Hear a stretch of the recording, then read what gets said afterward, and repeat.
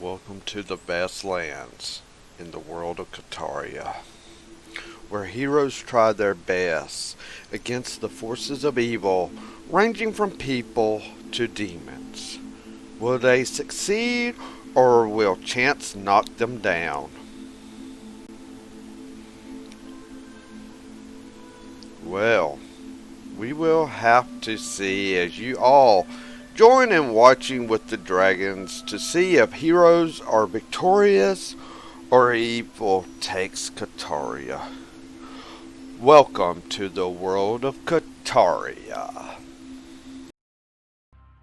Hey everyone, Dragon Cowboy here, coming to you live from the Dragon's Den for Nerd Night in the world of Kataria.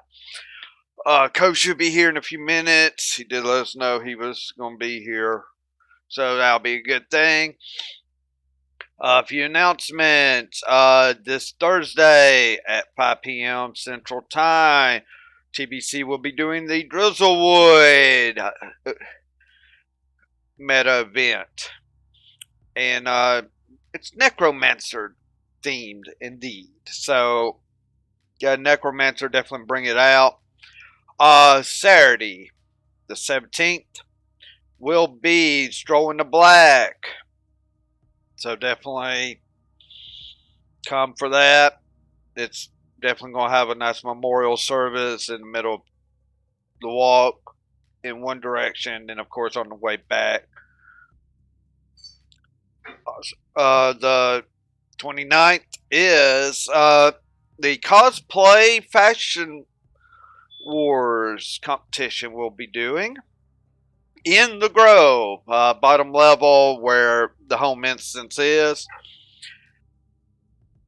Come as your favorite movie character, comic character, however. 31st, of course, is Night of the Necromancers. And we're doing all these events in Guild Wars 2 for the American Cancer Society. We've already raised $421. So we're close to the 500 goal. So that's all the special events in Guild Wars 2. October 24th at 4:30 Central, which is a Saturday, is the Witcher campaign. And it will have something to do with the charity we do. It's going to have something to do with that. So definitely come check that out. As I always am doing DMing, and always around 6:30 on at least Monday, Tuesday, Friday, and Sunday nights now is D&D. I don't try not to go to a 7-night a week thing. I'm not planning on it. What happened? Who knows? So that's all my announcements. So we'll go ahead and talk about Elusive's channel because I'm not sure if he's going to be able to talk when he gets on first thing. Definitely go check out Elusive Adams. He does a lot of horror games. So this is definitely a month. He probably will be doing some good horror games when he gets stream. Also has done Assassin's Creed type games, Pillars of Eternity, all that sort of stuff. So definitely check him out. Awesome guy. We also have some other fine streamers. Go ahead and talk about your channel, Aline. Hi, I'm Aline Retan here and on Twitch, Granther Aline on YouTube. I play a variety of games, anything from racing to horror. I'm taking this month off due to it's an emotional month for me, but when I get back, I will be going back to Control, Primal, and I will be doing Man of Medan, which hopefully you all will help see the outcome of that one because that is an interesting take on everything. But until then, you have all these other amazing streamers you can watch, like Fuzzy over here. Hello. Yes, some people call me Fuzzy. But here on Twitch, I am Penberg67. I play a wide variety of games. Most recently, I've been playing a lot of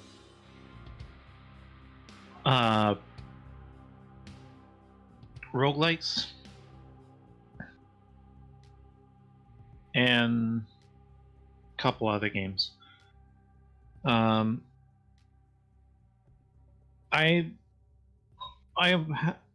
last time I did stream, I tried to do one of my favorite puzzle games, which is Tetris Effect, but sadly it wouldn't quite work. So I might switch back to doing some different games.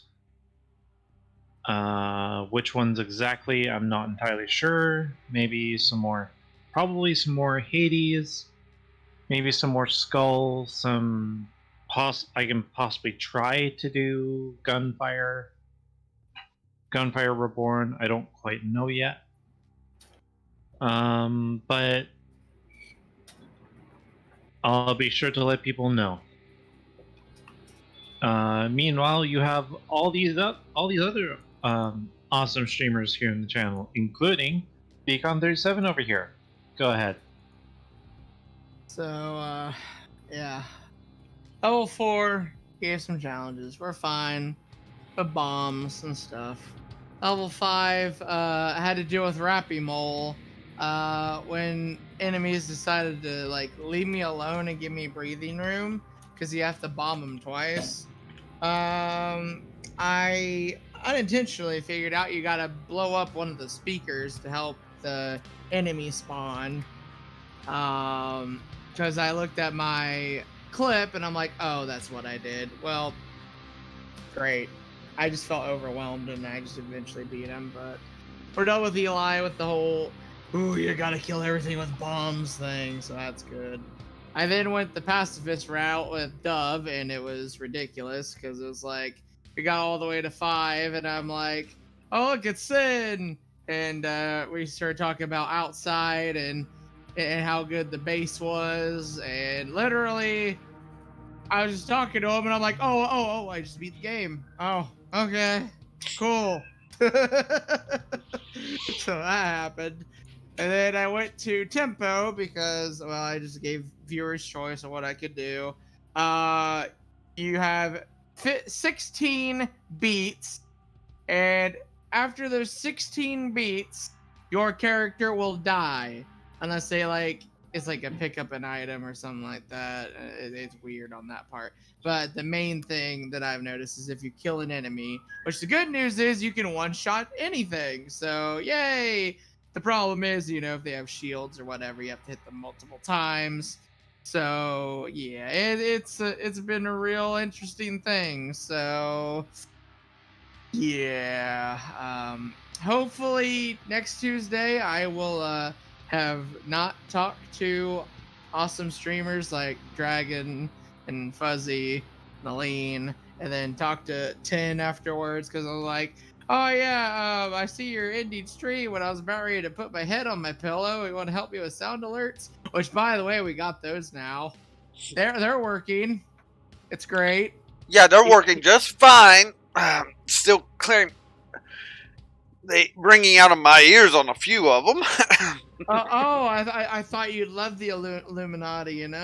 They're everywhere. They're watching our stream right now. They're a big fan of yours. But yeah, Friday, I'll have some kind of Souls game in case. Oh, Dark Souls supposed to be a pain in the butt because I'm already expecting issues, and I'm not gonna tolerate it very much. I'm just gonna be like, okay, we're moving on to this. So expect me to do something. I did uninstall 3000th Duel because I'll put it this way, guys. No one plays the game. The way that I want to beat the stuff, it was like level 60 or something stamina. On stream, I was 40 stamina. Why do I have to level that much just to clear a platform? I mean, and I've looked over my abilities. I've took extensive time to look at it. The streamer that just did a bunch of slaps, I kind of want to slap the game developers. But yes, anyways. So for Monday, we'll of course be doing more Fall Guys. There are some other multiplayer games like Phasmophobia I wouldn't mind doing. So there is one exception though. If I do Phasmophobia, you have to deal with certain thieves. They like to take things, and things might be missing in the house. Yeah. You might think that it's the ghost, but it really isn't. It's something a bit more lively. So yeah, Till the ghost kills them. you see, it'll either kill me or it'll kill the other people around. Because normally Dragon's the monitor guy, like he was in Payday. But yeah, we'll see what happens. It's hilarious though. I mean, I'd rather it be me because I don't get scared, and I can prove it on stream. It's just whatever. I mean, it's a video game death. It doesn't bother me, but I do like playing the game because of the stupid stuff that can happen, like forever bouncing basketballs or tutorials that teach you nothing. Hopefully, you guys had a better tutorial if you pick up that game. I highly suggest it. It's not even $20, so yeah. Phasmophobia, everybody. But hopefully, I like to see you in the Drizzlewood meta, and when I can make it to the good old Stroll in the Black, that'll be great. Raise that money, guys. We're really close. Makes me happy. So, and then, as I mentioned on stream, I might do something with Rogue Legacy because of Paul Pad's gaming being so awesome. And they did recommend that game to me. And I do have it because of Eye in the Night. Who knows? We'll see. Other than that, it's still going to be Deltarune someday. So, yay! Got to incentivize fighting for cancer. So, until then, Lord Bentrient, we have some idiots that are wanting to talk to you. I mean, awesome heroes, you know? Yeah, they are asking for it. So, yeah. Also, I put in Sin of Anubis' stream channel. Awesome guy. Definitely his favorite time of the month now in Guild Wars as Meg King's Labyrinth and all's active. So you definitely. We also have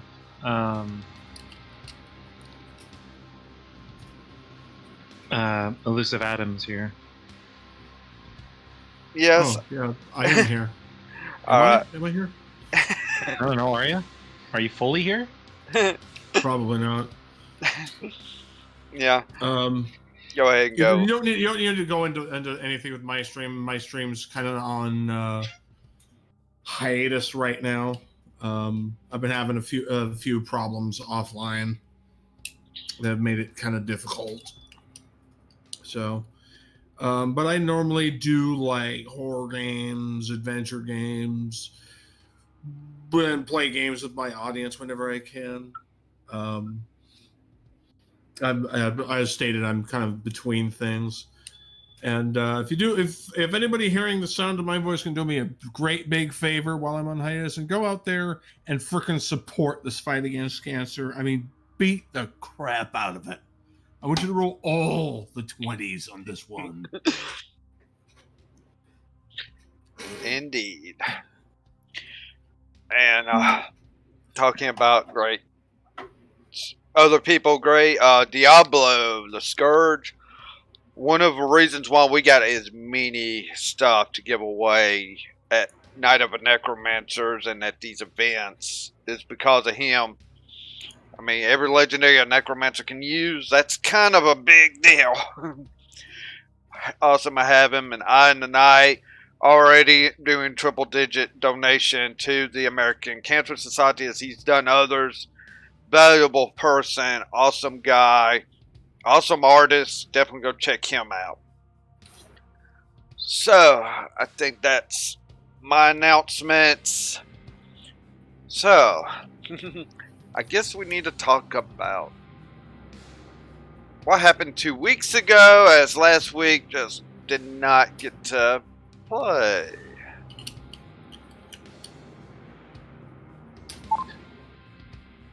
Last time we were with this group, they were on their way trying to find a trail white in some village, supposedly fighting demons there. So they're heading that way and ran into some fire-happy demons trying to burn the forests and such. Of course, a fight ensues.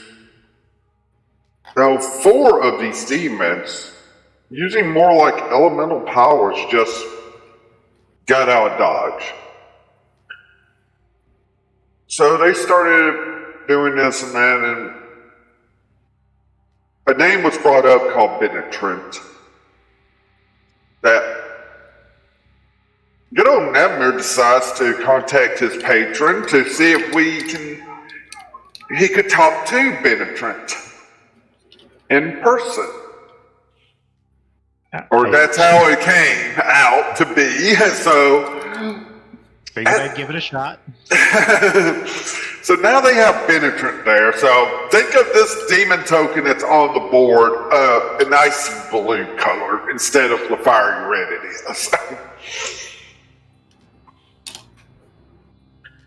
As such.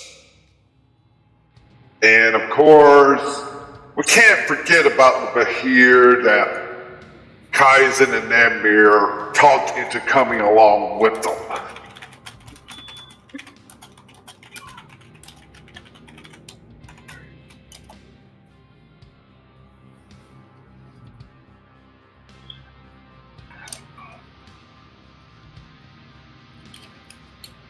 Is anyone else having problems with my audio?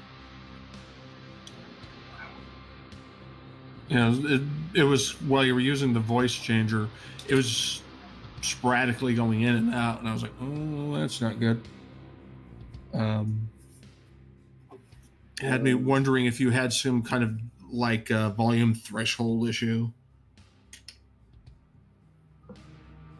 But was I the only one hearing that? That's what I was wondering. Any trouble?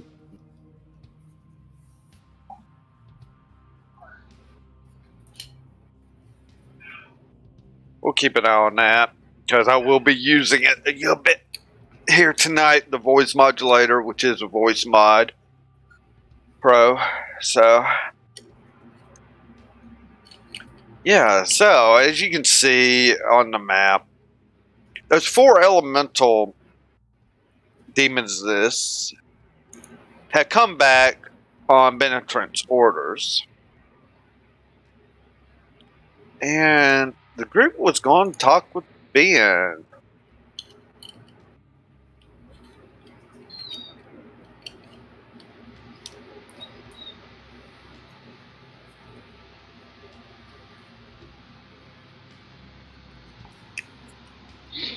Whoever wishes to start. I'm just going to look over to Nevmir. Of course, people would. But no, that makes sense because Never was the one that started this.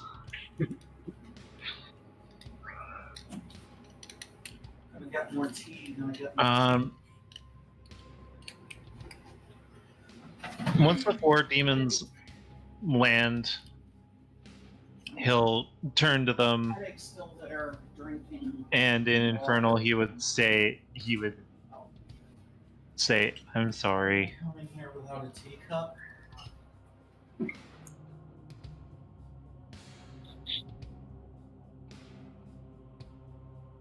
To the 4 elemental girls. Okay. They just kind of nod. Not really saying anything yet.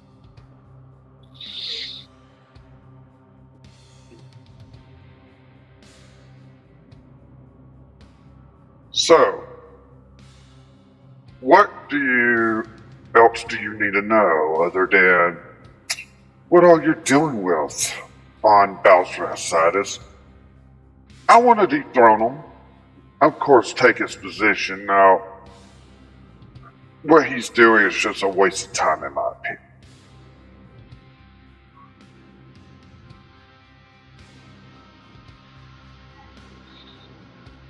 A waste of effort. I'm gonna take his head and I'm gonna mount it on a pike.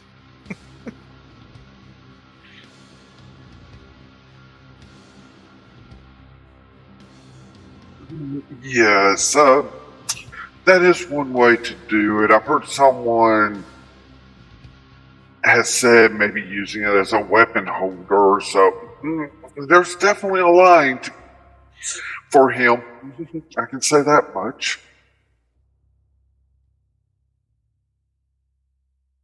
Though, I'm the one that wants to take the powers. Of course, I'm not caring about taking over Qatari or anything like that. That's not in my plans at all.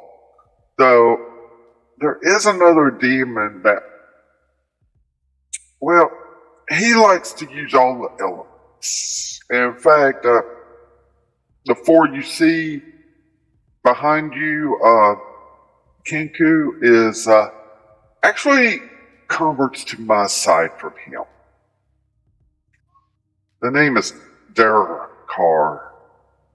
He is a very chaotic person. Oh, I don't see how he does things at times. So you're telling me I have to deal with another Balzrith? Is that what I'm hearing?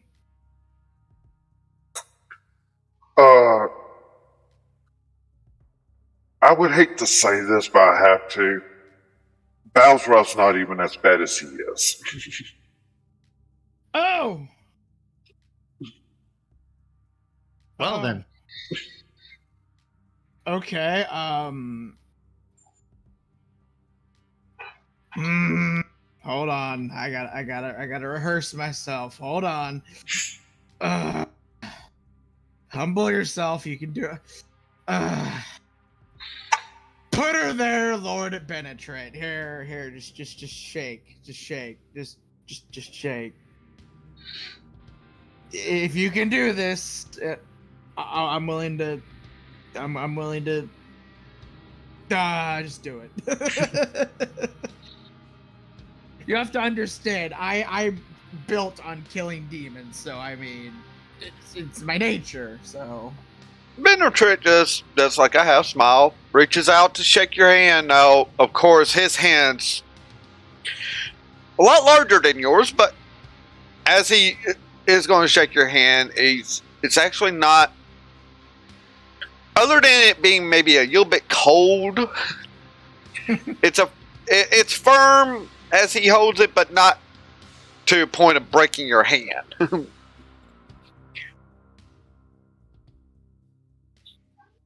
He's okay in my book. Might have screwed us all, but whatever.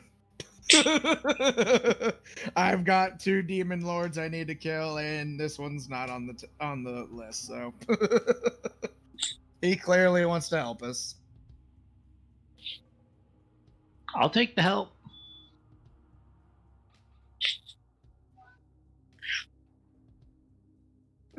So we're going to have a demon and a Bahir help us? Why not? At least this one doesn't try to consume us.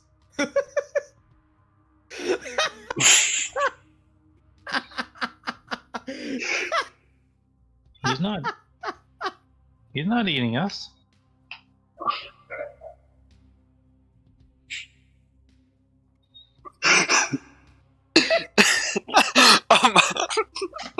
Oh, dang.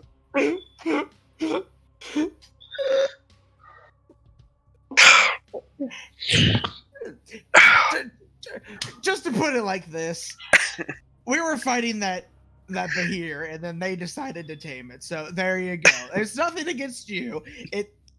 Why is that a thing?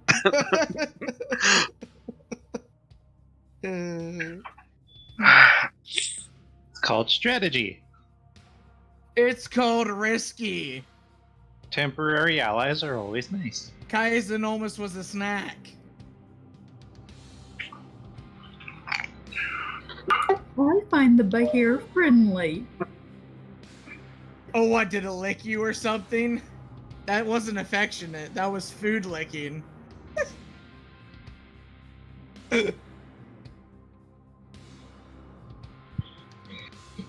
With that, I'm just going to stick my tongue out at you. I can't argue that logic, so yeah.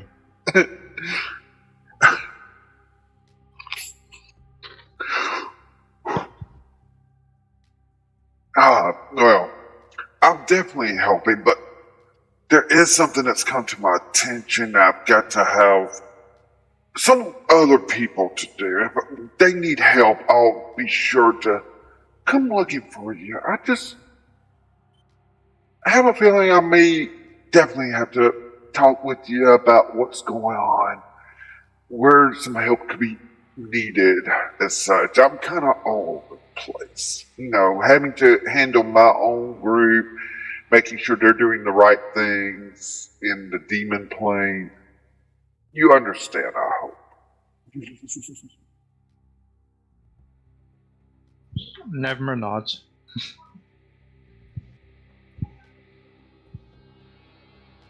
I mean, the implications of being a lord, I mean, it sounds like you have some big old kingdom, so, I mean, props to you. That's not for me, I'm a soldier.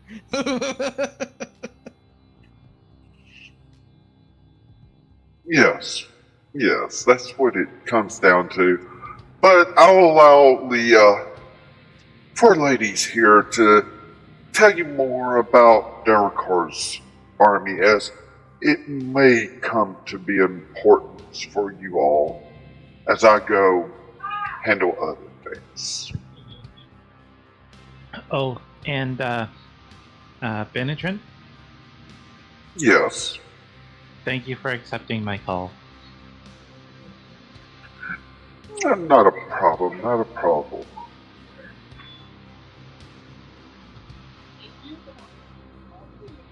If no one else says anything to him, he'll start Say having. one more thing.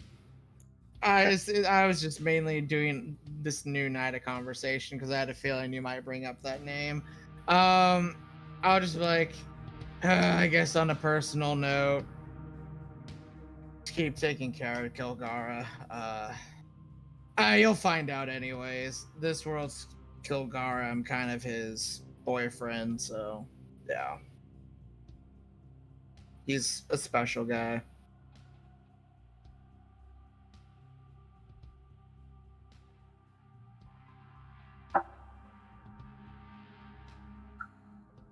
Oh, Kilgara is definitely, he's definitely been working out, has a very nice sword, helping protect his sister and another druid by the name of Serena here, doing some good things for us.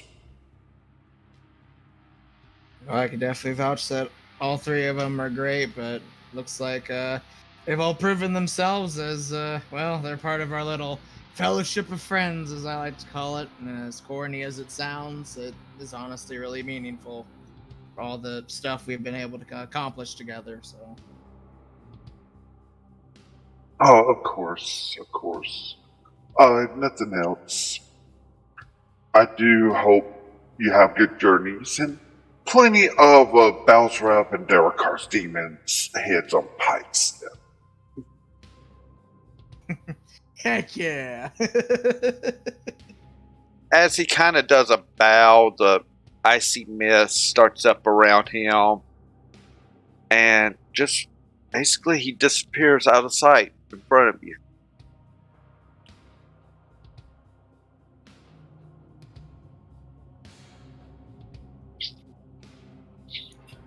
That happened. Summoned him. I mean, he seems perfectly fine compared to that Bahir. Besides the fact, we all should have suspicions on each other. I mean, it's just obvious. So, if any of you ever betray me, I'm probably gonna cry as I kill you.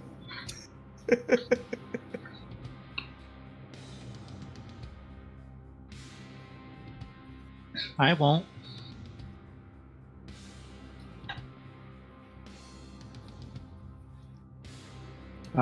Nimmer's then gonna walk up to the four girls and ask, "So what are your names?"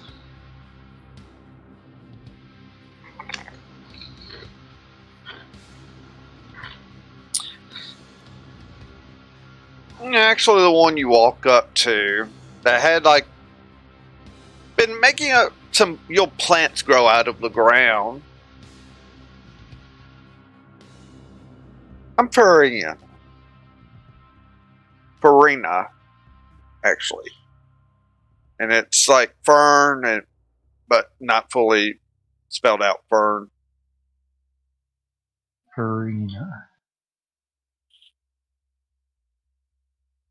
I'll type them out how it sounds, and then I'll send them to you to see if it's correct or not. I'll be doing that, and then kind of like a raven black-haired one of the bunch actually has fire bouncing from finger to finger.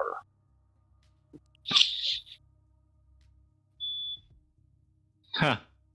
So she has feathers like mine. She has hair like my feathers, and also Yeah, uses fire. yeah. But yeah, I mean, literally like a flame just bouncing from finger to finger.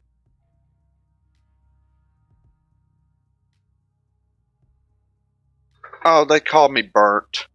The long name is Bertrantuk. I think you understand why they go with Burnt with me. Right? He'll say the name just to repeat it to himself, but in her voice. Because so far she's the only one that's actually said it. Yeah. You see that flame kind of getting up a bit bigger. And then a white-haired one. My name's Short Breeze, but it's Brianna. Breeze.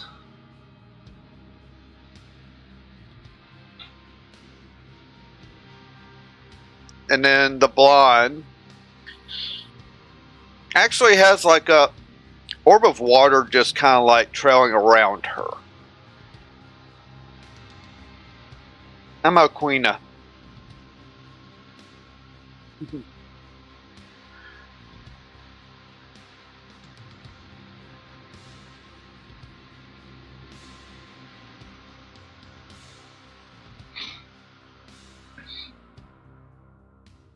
He'll nod and then point to each one,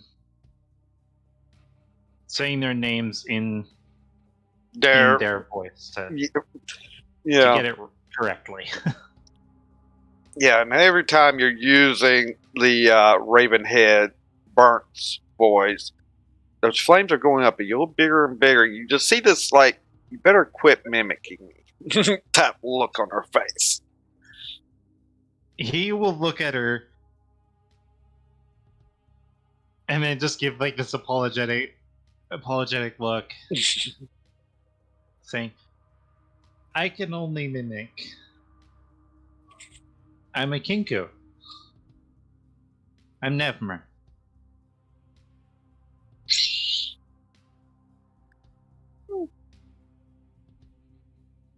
Kenkus only speak in mimicry. He'll say in like multiple different voice tones.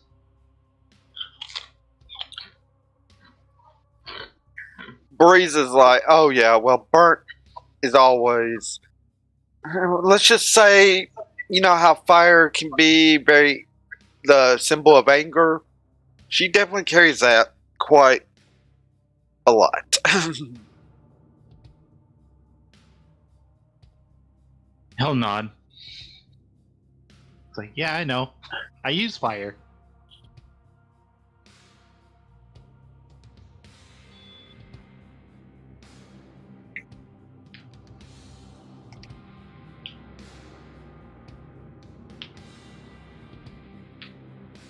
Burn actually look, oh, well, at least that's something good about you. No, they just like are shaking their head.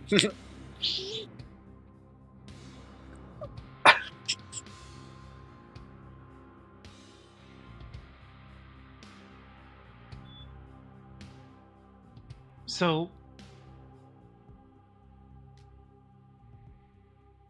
were you for just staying with that group of demons? Or were you forecast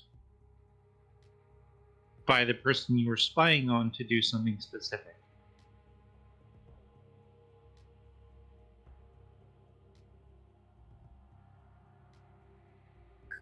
Farina is like, well, we were here to kind of go around with this lord. We were spying on them. They were tasked to try to burn the forest to try to keep smoking villagers and some Atreya White in there. I don't know exactly who she is.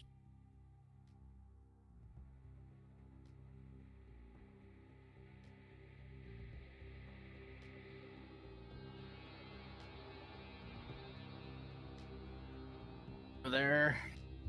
She is a powerful ally.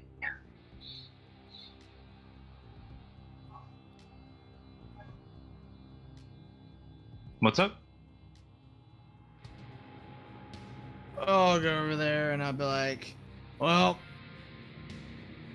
I don't know jack on why this world is Atreya White and all that instead of Atreya Black, because I like Atreya Black. She's awesome so many ways. Best Grim Reaper ever. But don't know if, I'm going to be able to relate to this one. So I'm going to try. I mean, I could talk to him. It was very difficult, so.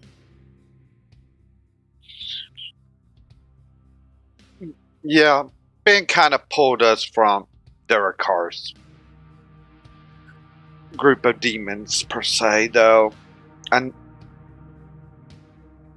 make a perception check before I finish this line. Everyone. Perception plus.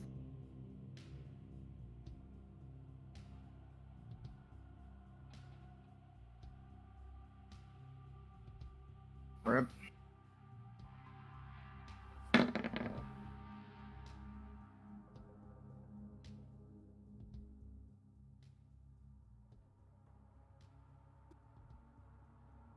Okay. Nemir and Balgrosh.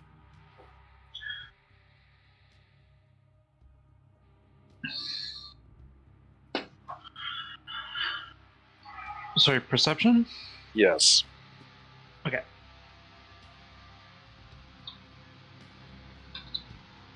Ba-ba-da-ba. Hey. Not bad. And then there's Valgrosh over here.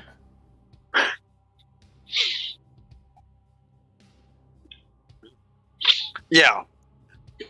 So, Balgrosh, as you look kind of to the south, before the sound gets to you, is a thing. You are already seeing sort of like explosions, lightning, just off in the distance. But the sound hasn't got to the group till also there it is. And maybe counting your head because of some theory about how far lightning is. If you see it, you can figure out how many leagues maybe away. You counted about to 15 to 20 before it actually got. So it was quite a distance away, and yet you still are hearing the sound. The others would hear like it was an explosion. It would almost lean more to something natural than unnatural on the explosion.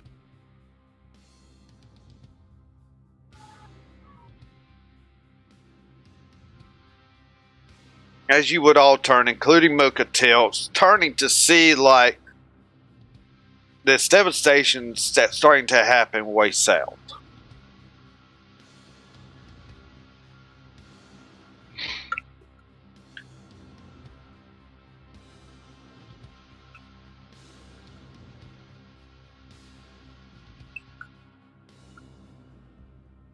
I get this feeling I'm gonna have to kick some butt down there.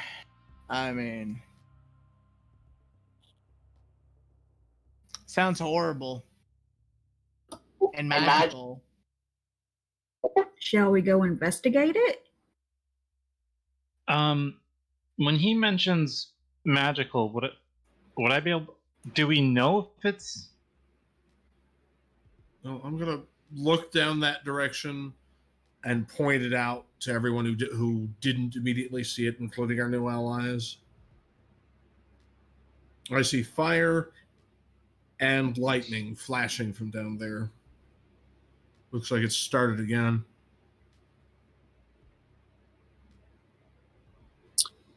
So as you look, if you want to do as I say, any check you wish to do, you can do. So if you, Oh, right. Okay. yeah, I could use the Sure, why to not? make character sheet. Arcana.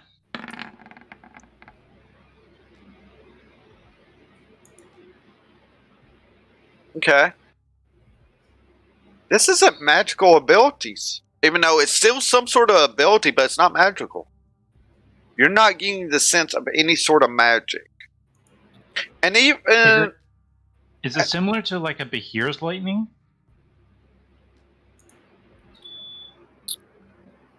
I think what I'm reading from this is it sounds less like a battle and more like a firestorm or a storm and natural like explosions. Are we near a volcano? So No. confused. I'm going to try rolling survival for this one. okay, go right ahead. If I can manage to type things without making a complete mess of it. Bleak. Not great.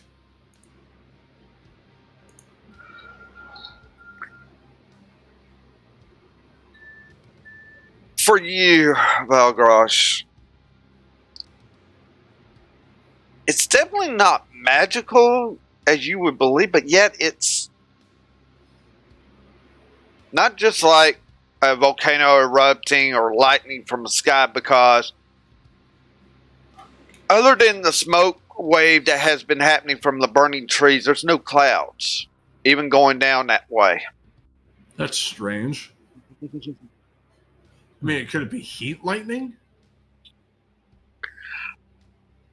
You do sometimes see lightning going up, especially in places where it's very dry and dusty. Yeah, well, that far south and all would be hitting the snow border. So it's actually in snow areas. Now I'm really confused. I roll a history check to maybe see if I know what this is. All right, roll a history. This is your Janesa character, correct? Correct. Okay, go ahead and roll a history.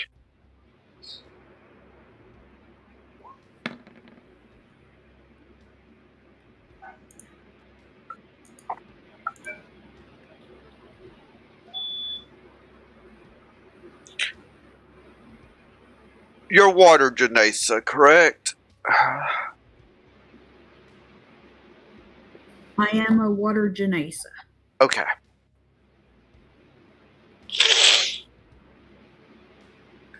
As you look at this, you start thinking it's still like natural abilities. And then you look over at the fort that's here. And it's almost like it's innate ability of what they're doing with these elements, not magical. Sort of like a genesis in a way.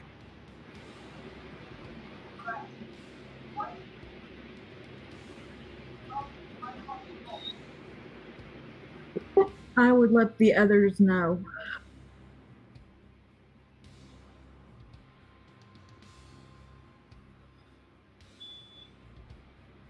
I noticed that.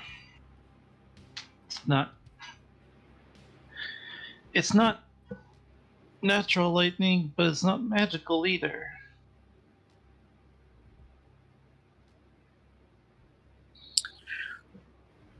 Is that right? Yeah, that's about right. I gotta undo. Okay. Yeah, I I'm did say having that those like 10 four. times. Yeah, I'm rolling for the 4 there as they look. Burnt's not even bothering. She's just still playing with the old fire orb that she's kind of got going on. Probably using both hands now, as she could care less.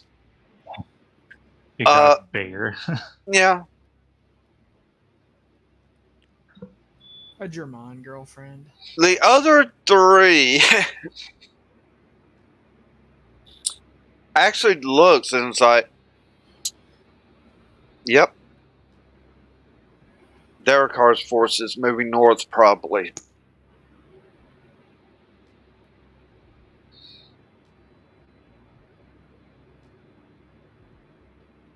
So, dead people? I'll kill them. I'll get them. Do it. Yes. Shouldn't we go tell Atreya about that? We need to go talk to her.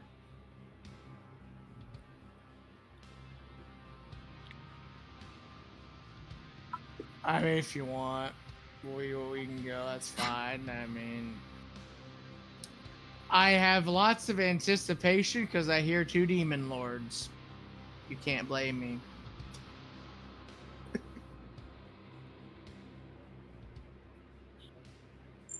Technically, it could be 3 if he misbehaves, but you know.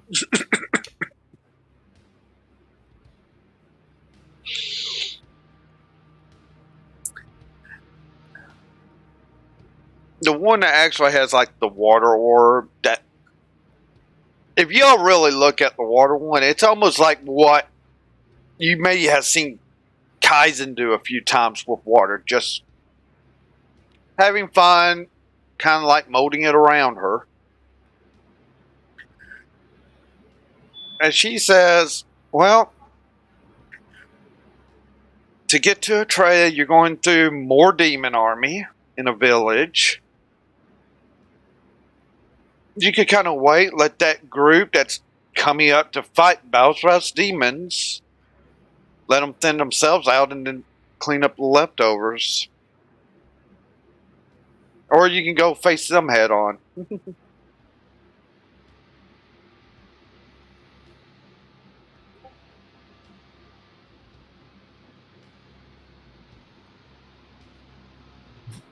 I'll have my council decide what he wants to do because I like him fighting with me at top strength.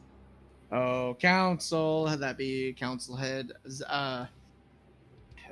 Zarim? Zarim? I haven't said his name in so long. Feels like Zirin. Zirin. Okay, I know it's close. Council head Zirin. Option 1 or option 2. So thinning out or charge him head on. I mean, I probably will overestimate myself one of these days, but I like fighting, so. But I want you to be there. I Wanting to mean, do it. Zarin actually holds up a hand, and if any of you look, you'll see that he has his eyes closed. As he holds up a hand, like,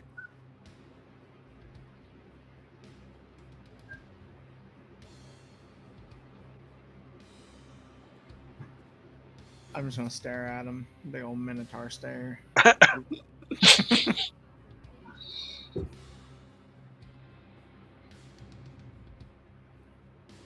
he makes a few facial gestures, like, almost like a surprise happens, but then, like, kind of nodding and such as Kaizen, who has ascending, Send message. Kaiser, you recognize right off the bat Zaren's getting this sort of message from someone. Longer blank Minotaur stare. I would look over to him and say, I take it you're talking to someone? Yeah, it's actually that Quintec up there in Tarak. Our plans are changing a bit, it seems. I'll give you the full rundown here in just a moment. Because he's actually bridging the gap with Drache right now.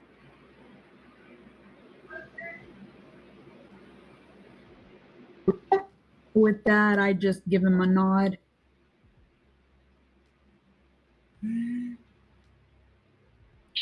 So, after a couple of minutes, he'll finally open his eyes. And he's kind of been half paying attention to what all you've been doing. Well, plans have changed for us.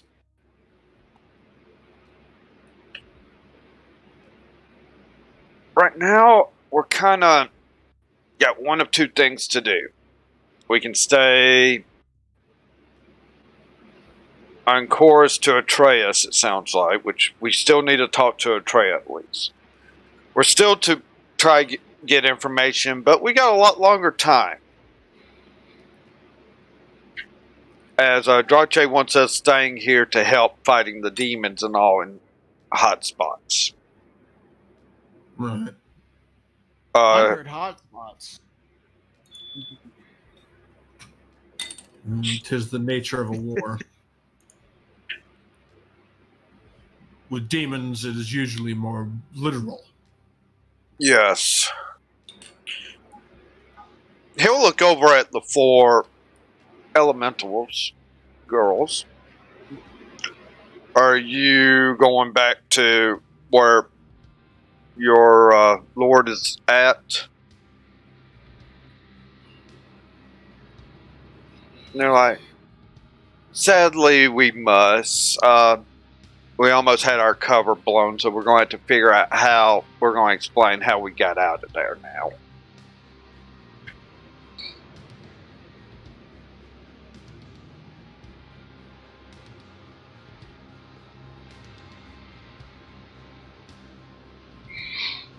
Well, Well, it was nice meeting you all. we might meet each other again at some point.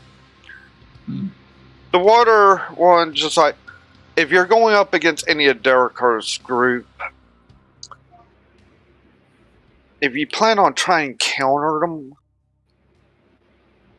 maybe think twice. It might not be a spell that they're doing. And she's kind of like holds up this yellow orb that has turned into the head of Nebmir.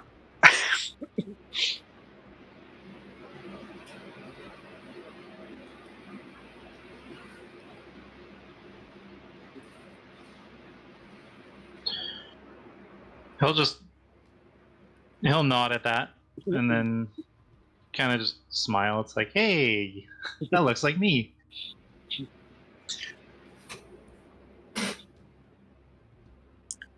Breeze will, yeah, I'm sure we'll meet up with y'all again. So, with that, Breeze starts up her, like, your tornado thing. Kind of pushes you and Kaizen back a bit. And whoever else that's right there, as she's just taking all 4 of them on, like, a quick way of them traveling. Because as you have taken a closer look at them, their wings might not be as functional for flying as what some would be.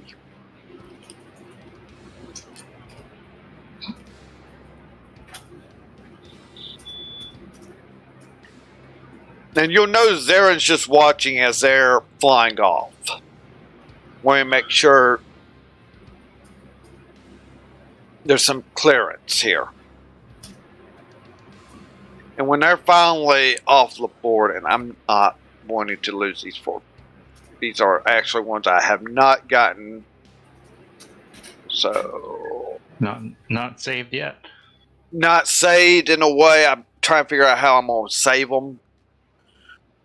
But I'm keeping them as references because these 4 are going to be coming back in the back, so I've got to save in some way. So I'm just going to put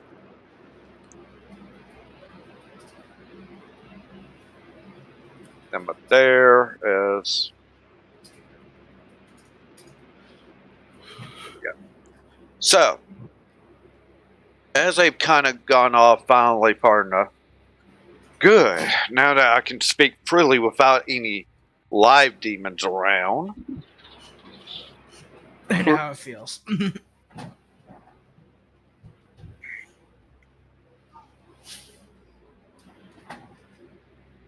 It's like this. He's wanting us to definitely keep an eye on this penetrant. Even though it seems like he's helping, he's not fully trusting that other group and such, because he found out a few things that he's not happy about. Like what? Do any of you know his goddaughter that's also married to the soon-to-be chiefess of Pack Rose, Savanka?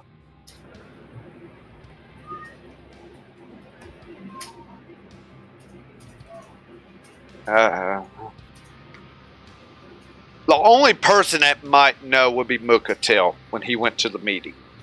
I'm trying to remember if she actually said her name or not. And either you can give it to me or not, because I interacted with both of them. Yeah, actually, you and Namir have interacted with Helen and Savanka, and their names were definitely mentioned. Okay, good. So, with that assurance, I'm like, oh yeah, I remember those 2. Wolfie Girl owes me an arm wrestle in Wolfgarian form. But anyways. Never will nod as well, and it's like, yeah. Alright. That's Drache's goddaughter. He had to take care of her after her parents passed away. Let's just say her alternate version here. Let's just say, as I understand, she has wings now and a tail.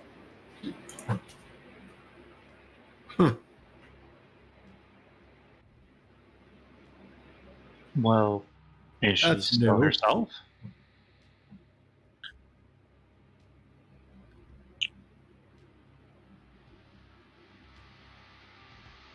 If we come across her, I would definitely make sure to keep your back away from her, as she's the type to stab you in the back. Noted. Noted. No, actually, in Mukatil's voice, noted. Yeah. You should say that in your voice, so wait. I would if I could. He says in like a adult male voice. Yeah, that's one of the situations. I mean, of all the demon lords, in a way, Benetrant is the best choice, probably. But how far is he willing to go to get this throne, even? They're demons. Let's keep that firmly in our mind. As Mukatil says, whenever he crosses us, it'll be the 3rd one on the list, right? That's right. That's right. And like, you know how my axe is like super powerful and stuff, like better and whatever. I want to see about maybe getting more power just in case we're worried, you know? Because I'm a guardian of these worlds. And if he wants to mess with us, I will cut him down. So yeah. Champion of Kotaria. Yes. We should definitely try to go help Atreya. But this thing about demons thinning out each other, more than likely, it's not going to happen that way in certain circumstances.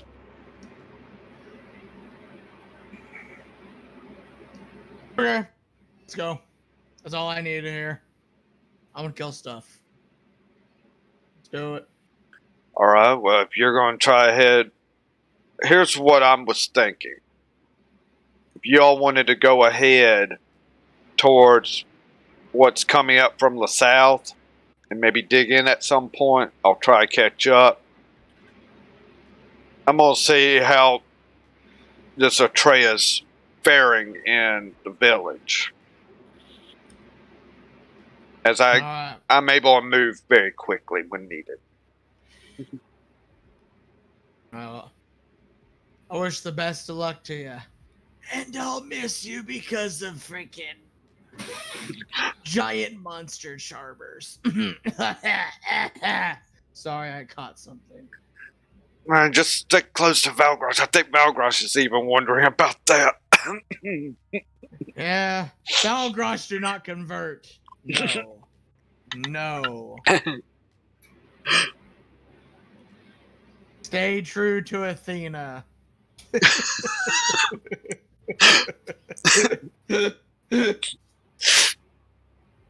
To be fair, the Athena does deal with strategies, so Stop trying to scare me.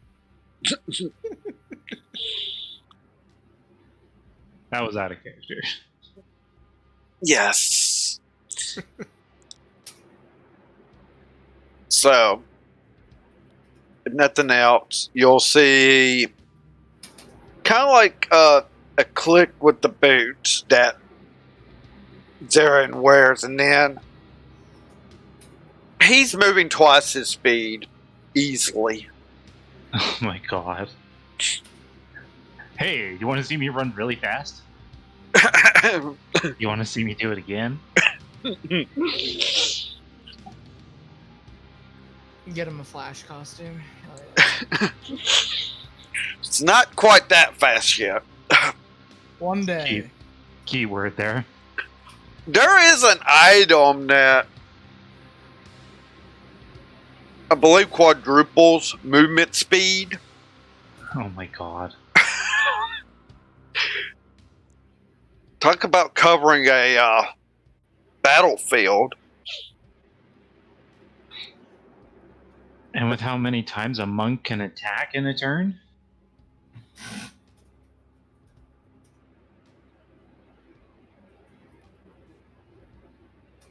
Yeah, like, I attack you, run over here, attack you, run over here, attack you, run over here, attack you. It's not that many. At level 20, it's still only 2 attacks per action.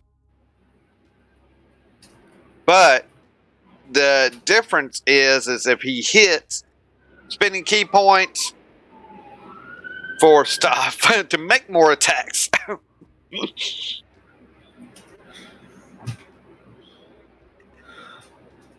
So, yeah. He's kind of gone off, and those boots only double his speed. I'm not doing, I don't know what that item was, but it had come from Critical Role. I had seen it used. And think of it this way, a rogue able to move like that. Ouch, my back. Yeah.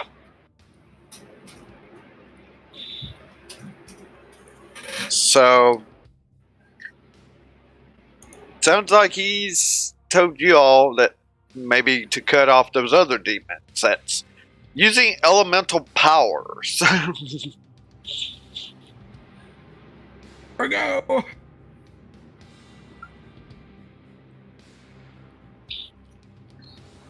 Shall we go now, or? Rest first.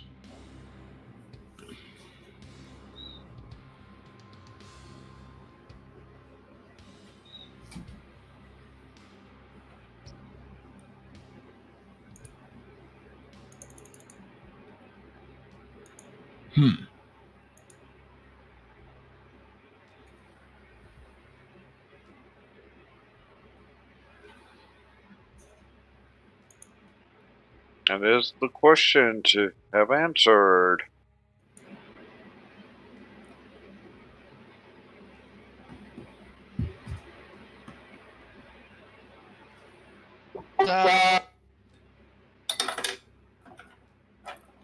Go ahead, Beacon.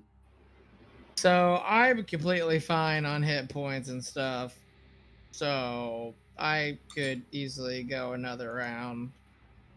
And you'll easily see, I'm perfectly fine. So this is mainly on you guys. And the time of day.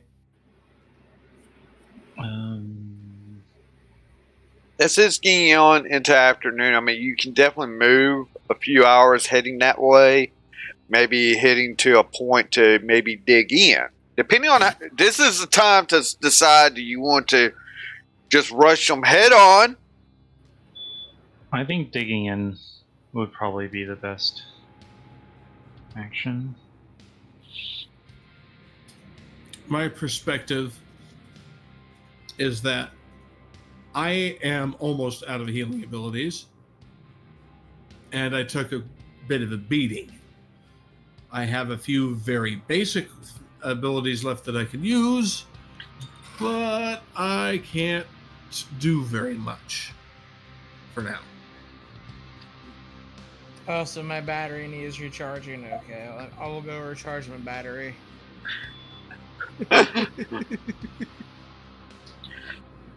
So you can choose to find a spot to do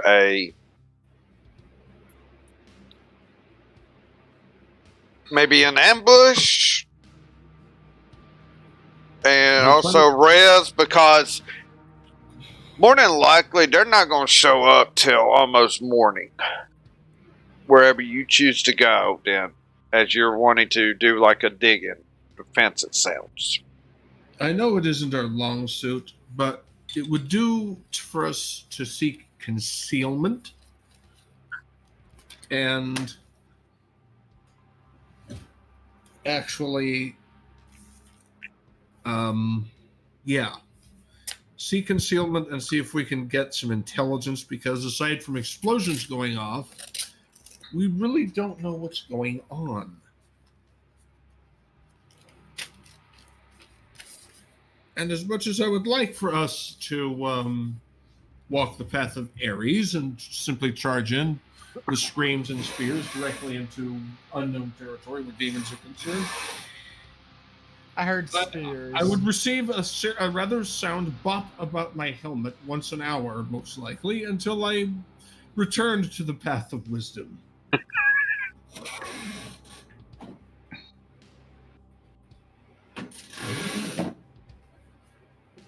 So find a place to dig in and rest while waiting for the enemies would be what I would think would be the best course of action. That was my thinking. Yeah. I do it. And I know it's going to put Mochatil to sleep.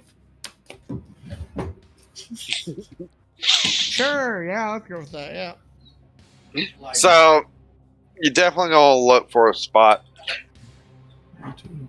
Due to this is like wisdom strategy building and such, Valgrosh, on a survival check, you will have advantage. Are you proficient with survival? No. You will be on this one, so add your proficiency bonus to it as well for advantage. Proficiency bonus? Yeah, it should be at the top of your sheet.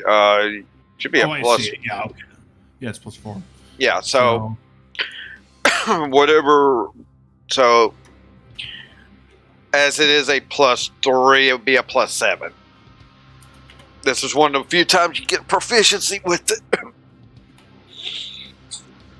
Okay.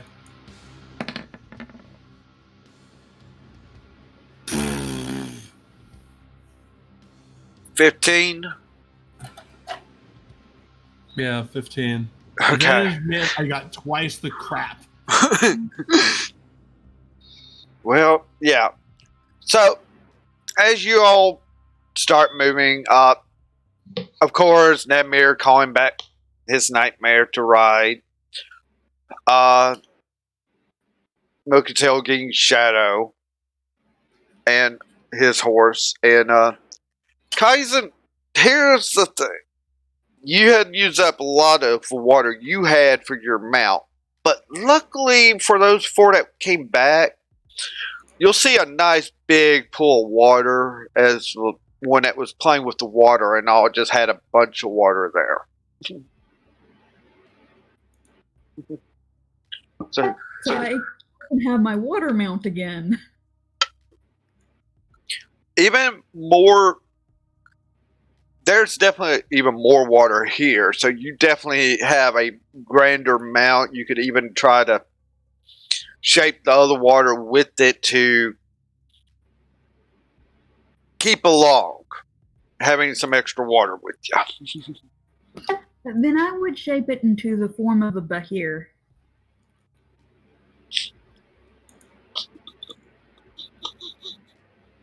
Okay. I think she's playing too much on Friday. I think my paladin has inspired her too much. Okay, you can shape it into a bahir, but it's not going to be as large as the bahir there. Though it is still a little bit larger than the horses.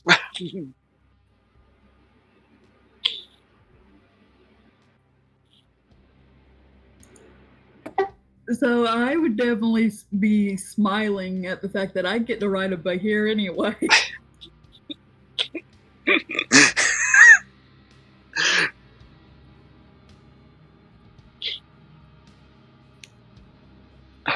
Zarin, where are you?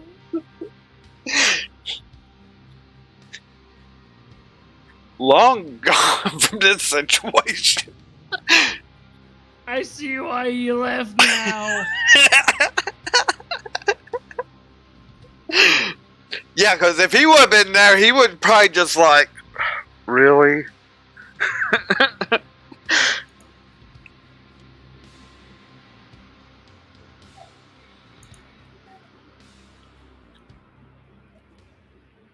Jeez.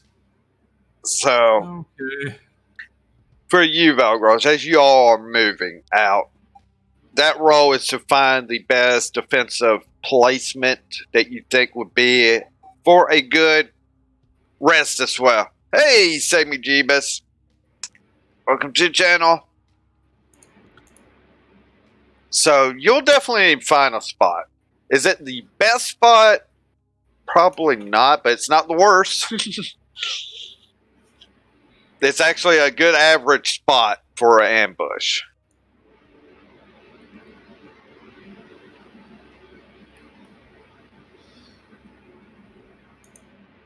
A semi-average spot for an ambush? Did I hear that?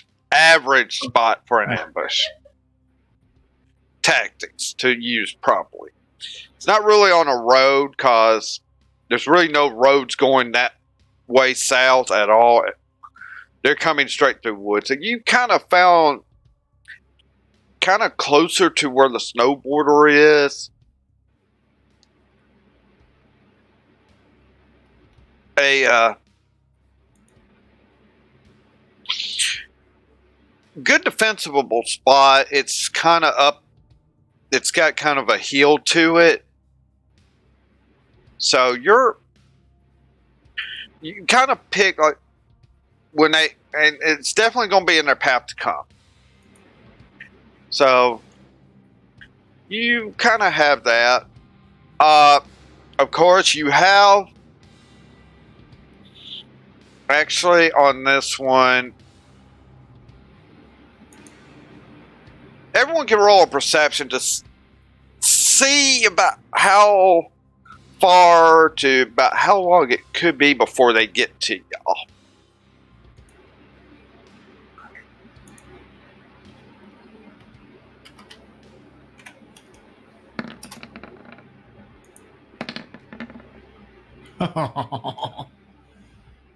Perfection.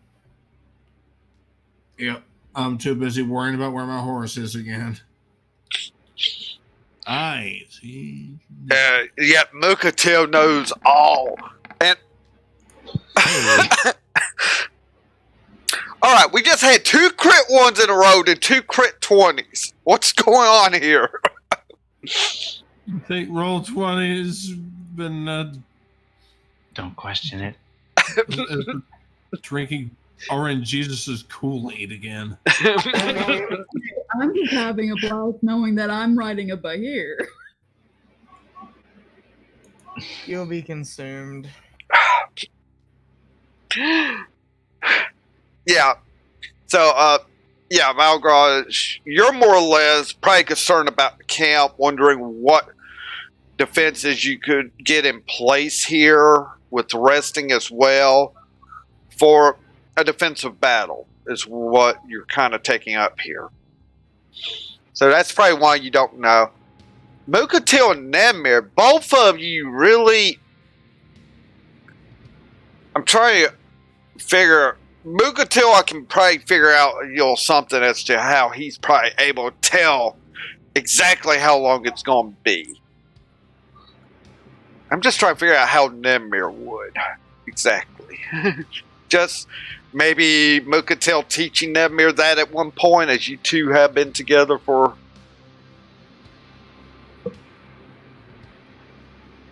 I could see that. For the longest time. There you go. Yeah, that works. Okay, so yeah. You two, after a spot's been picked, you kind of are looking, you're just like...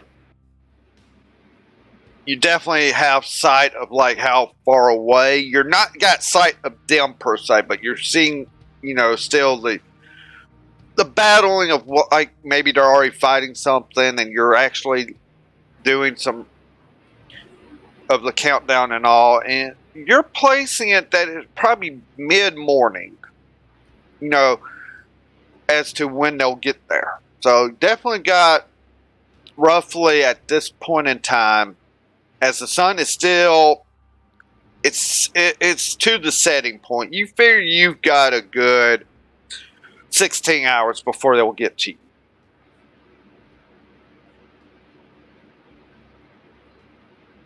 And you'll both come to that same conclusion. I remember this class.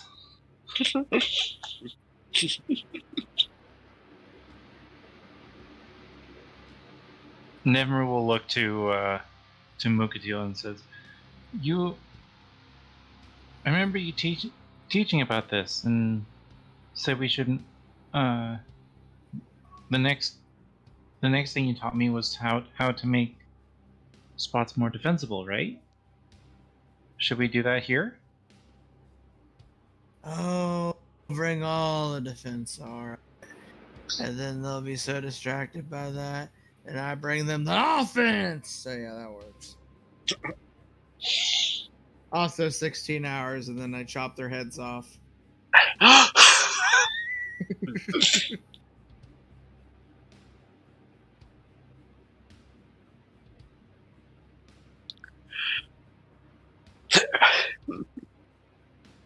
Just passively, you just hear 16 hours and then I'm chopping their heads off. Yeah.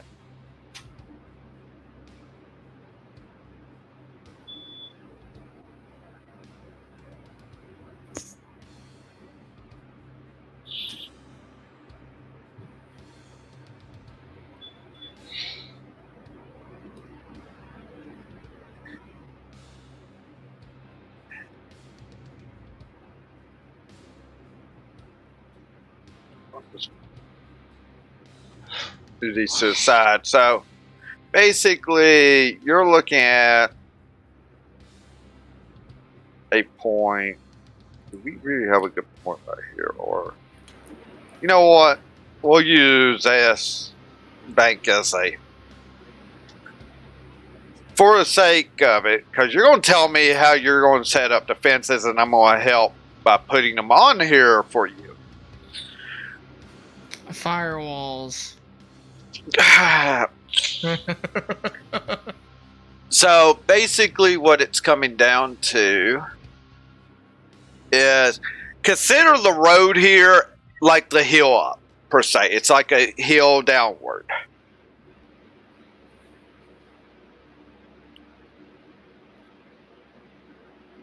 And you are on the high ground, which is on the north side. The south side is low ground.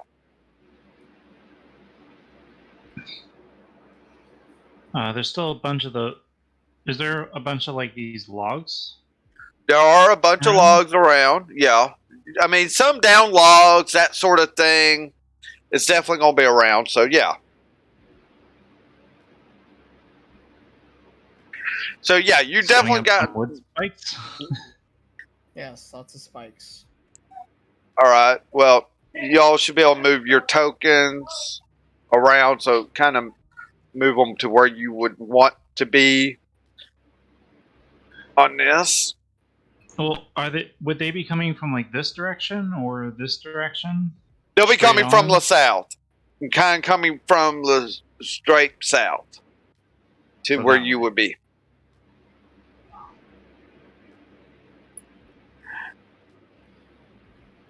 Okay,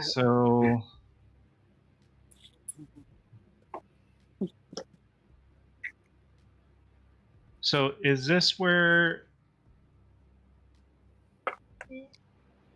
is this going to be like our main setup area? That can be your main setup area. You can move Or it. like the main camp area? That's up to you. I guess- That is actually the hill side. That is going to be rough terrain. Consider that rough terrain, and that's like the hill, like a hill bank. Okay, so we're going to be up above. Yeah. So you'll be in the trees and all. As I'd say, I'm kind of calling that like the hill area. Because on these maps, it's kind of hard for me to really show what would be transitions with that map program. So we could set this as like our camp area. Yeah.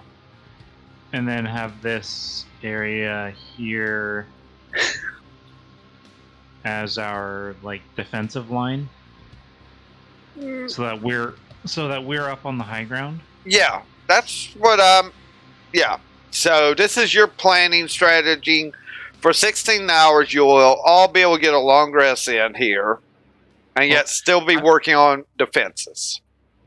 How's that set up for everybody? Is everybody good with that?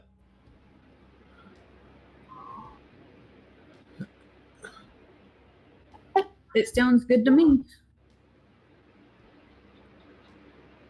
I figured we could just have some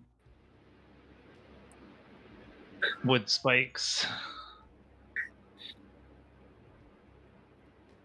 set up that way, like facing outwards from the hill. So if anybody like charges upwards up the hill, they also have to make sure not to get in front of the spikes, which will in turn leave an opening to them getting hit.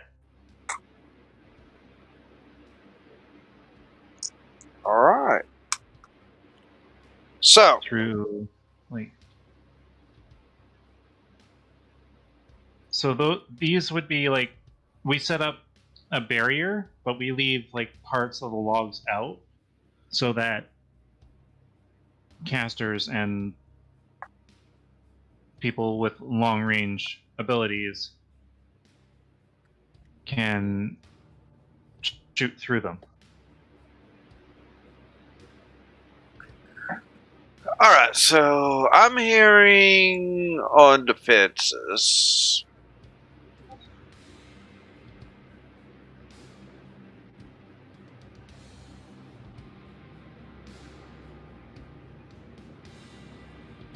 And I want to make sure I get on map and background. for y'all. So you're talking some. Come again? God damn it. So the solid line, the circle is like our camping area where we rest for the night. Mm-hmm. The line creating like a wall is basically our defensive wall made of like the downed logs and such.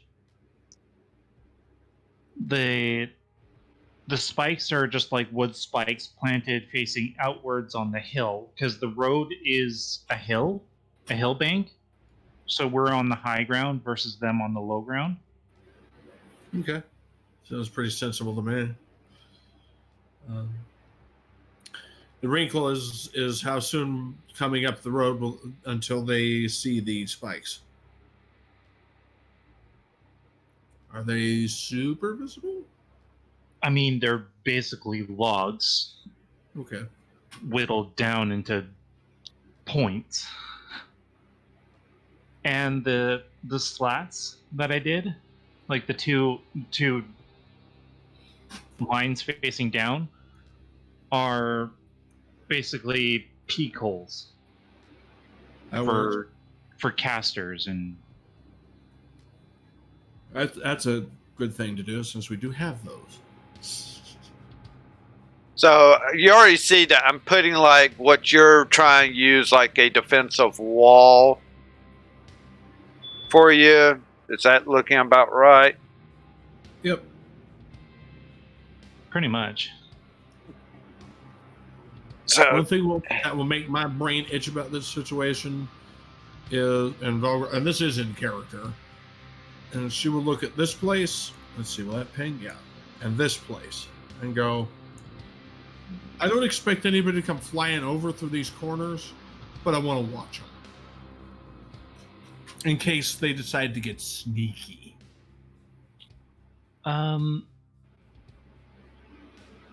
Can I roll an Arcana check to see, or would I know that paladins have alarm? Do I have alarm?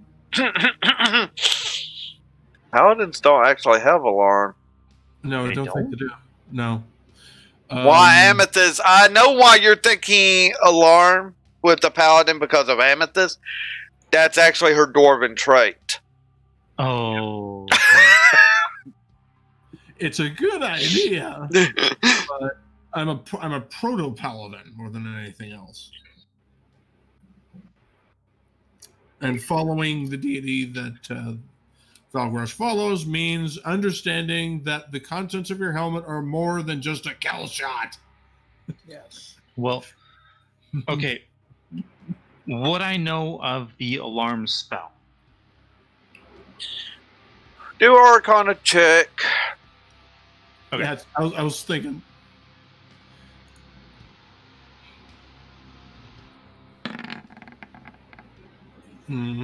Oh. 16. You know there are spells that could warn you of situations. So Nemr puts on his thinking cap and then looks at the group and says, "Isn't there a spell for that?"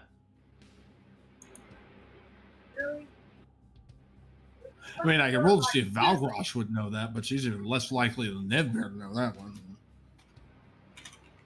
You I ever thought know? it was like an alarm spell. Alarm spell? Jeez. Hey, Lamau. That's an 18 Arcana check with no bonus and no proficiency. Okay. Valgrosh, you probably been with dwarves that has the alarm ability. You know what's being talked about. And it is a spell that could be learned as well, but it's usually a Spell used by like dwarves, wizards, or something like that. Yeah, either by dwarves that has that trait ability, or wizards would also know this ability, could learn this ability. Wizards do have that ability to learn. Oh, I should bring it up. Yes, I seem to remember something like that. We're having worked with dwarven defenses too. I'm gonna look at the group in general with my hands open and go, is this something anyone here knows how to do? I do not.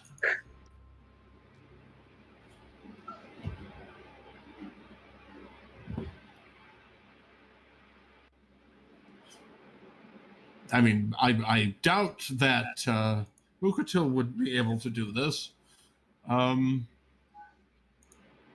He's less trap, more siren, so to speak. Bells, huh?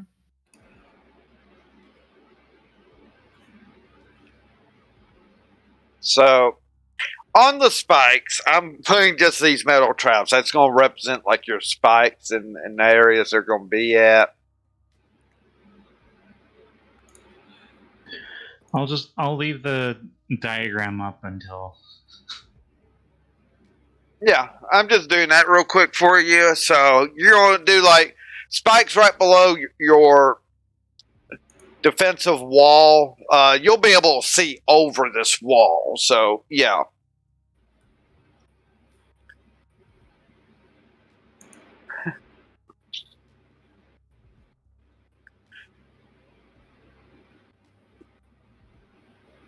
So any other sort of defenses?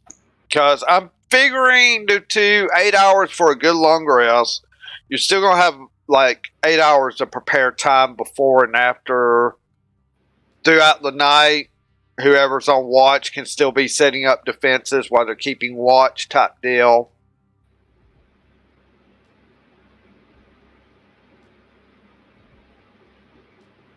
And I figure you can do you want to do like 2 rows of spikes like that? Do you want to try to do something else? Maybe some sort of trapping to the sides to kind of cover your flanks just in case someone do go around. Well, I stated my first thought was to make sure our flanks are at the least patrolled.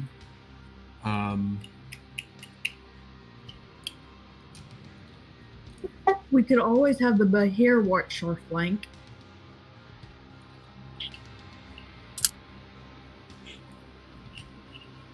Going to look at Kaizen, look at the.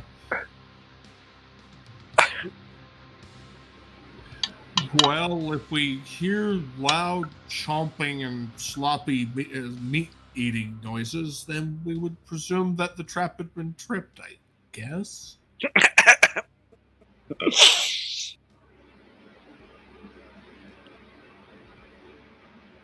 Or a nice lightning breath. I mean, nice crackling lightning happening. Either way, it'd be an alarm.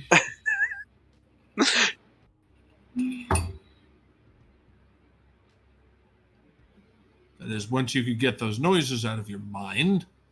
I can't. Audrey 3 is hungry.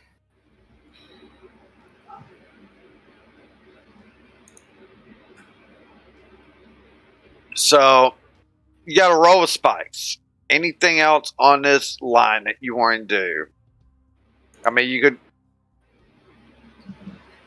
I don't think you got oil and pitch for a burning firewall. The only person that could possibly do that would be Nedmir magically, and that only lasts for so long.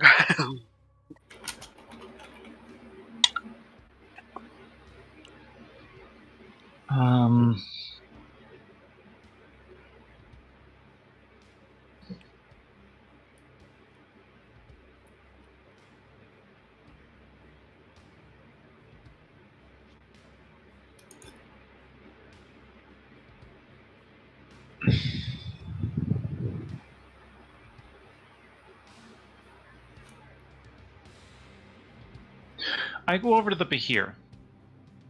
Oh, good. Okay. Woo woo. In Draconic, can you help me with something?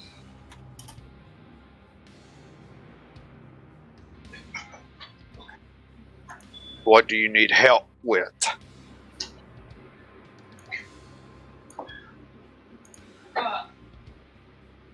I'd like to dig a pit here.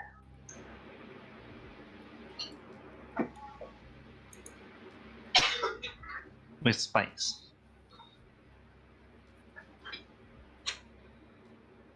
Where exactly are you wanting I'm that? Oh. Dig a pit here for spikes to put through here. You wanting the Bahir help to dig that? Yes.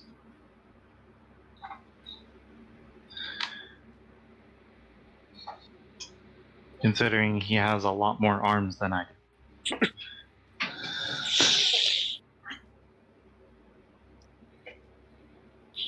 But this is why I'm asking. I should have trouble myself in digging a ditch. And this is more like a ditch and not a pit.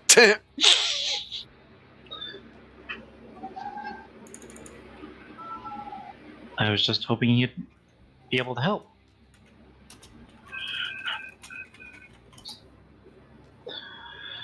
What's in it for me? More demons from the battle?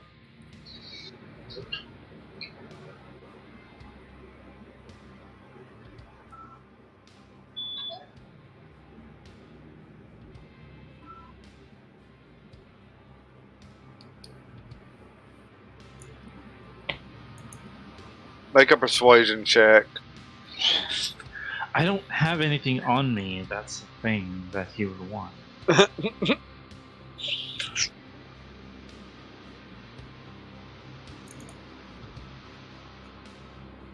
But I'm gonna quickly make this, and then I will be right back because I need to grab my dinner. Alright. Persuasion.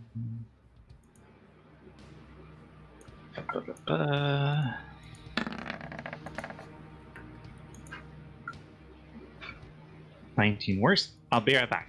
Yeah, that'll work. Just so everyone else, he'd be fine. Always hungry. And he'll help dig that so as you sharpen up, you can get a few more spikes out for the pit or the ditch. And the way this is being dug, as such, you could literally maybe camouflage it, though. Whoever camouflages it will have to make a stealth roll for it. My suggestion is this should not be me. I would not make you roll at disadvantage, because this is not dealing with your armor for stealth. This is to stealth. Or it'd be more like a deception check, actually. Well, if I'm gonna roll it, I'll roll it, but let's see how this works. Sorry. Yeah, as I stated, he's like, all right. You hit high enough for a persuasion. So 16 for the deception check. Deception for, okay, all right. So after the spikes have been kind of like getting put in here, you see Valgrosh has taken maybe some of the down limbing and all that you've kind of just been putting in a pile, and actually has started covering up this ditch of spikes to maybe get a few unsuspecting ones into it.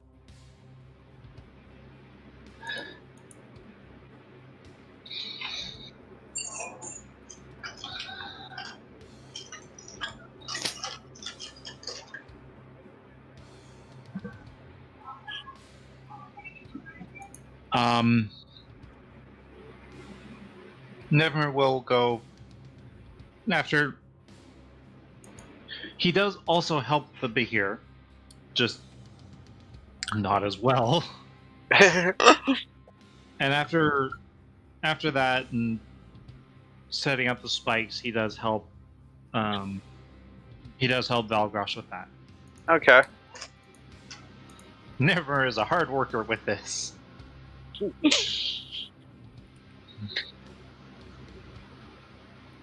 All right. And I got a feeling Kaizen and Mukatel's helping along the way too with whatever they can. That's correct. So, is someone going to talk to the Bahir about watching the flanks for the demons? In other words, it's not really going to have to work for the male, per se.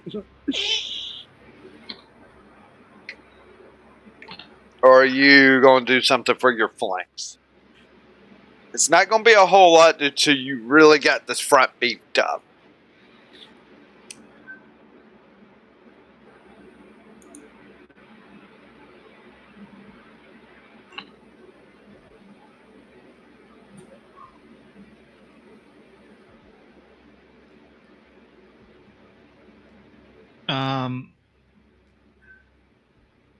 I will, unless Kaizen wants to. You can. I'm having another idea on what we can do as well.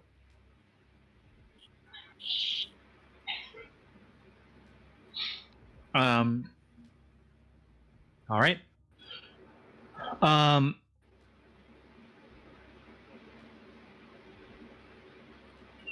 Never walks up to the Bahir again and smiles, saying, "Thank you." During the battle, can you watch behind us? Easy meals for you if we get flanked.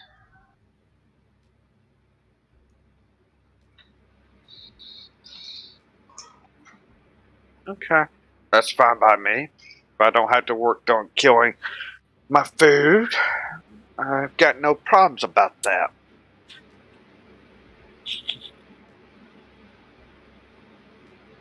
Well, depending on how much they struggle, you might need to work a little bit, but not as much.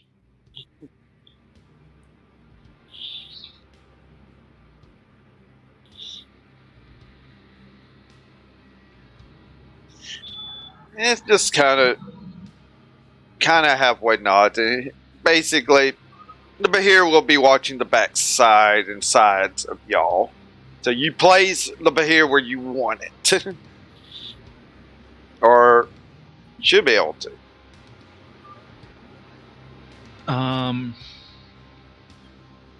Since we're worried about like that area and that area, I'm gonna move the Bahir to here. That's good. Because it's not going to go.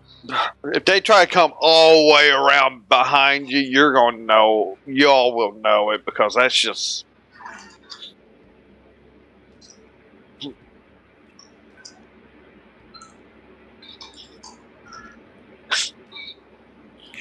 That's like right in this path. So.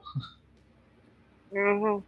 So, and as for BA brackets, no. The thing is, you just give them a glass of milk that has a sedative. That's all you have to do. And you got BA on the chopper. Whoa. What? Oh God, none of these kids are going to get that, Dragon. Well played. Oh my God.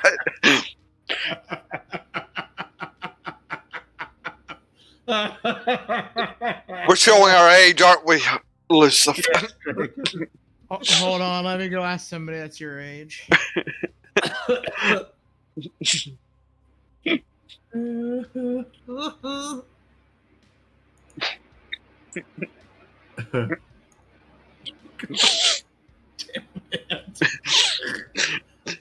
Hey, the A-Team definitely encouraged that, didn't they? Yes, it did.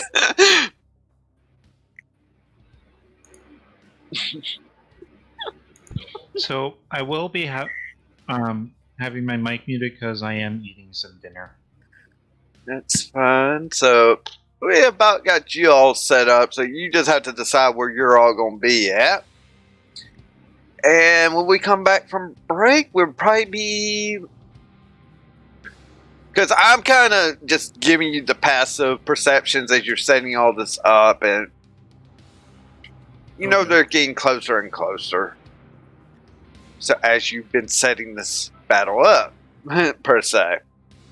So we'll take a break, everyone. I'll put all the demon pieces that's got to come on here, and we'll go from there. Be back in a few.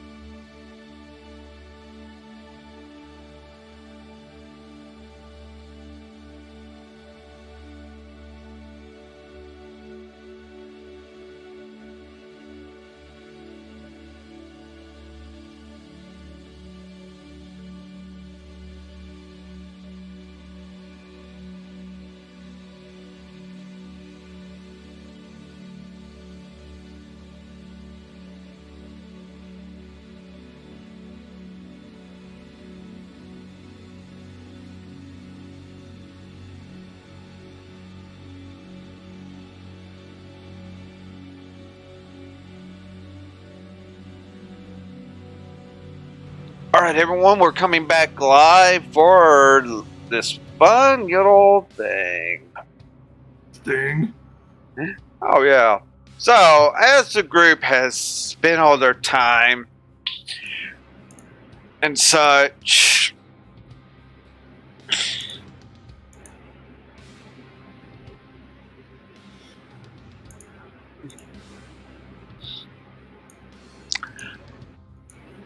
we have our people kind of set up.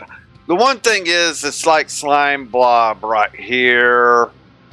That is actually going to be Nevemir's thing whenever Nevimir decides to summon something.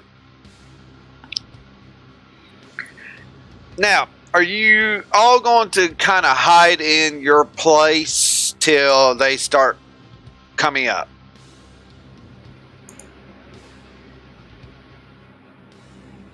Well, that was why I planned it, was set up on the, next to a tree. All right. You have. hi. I'm not going to give you disadvantage on your hide because you are going to be staying still, and due to your going behind a tree, even giving yourself even more cover, you don't have to roll at disadvantage. But we'll need a stealth check from everyone.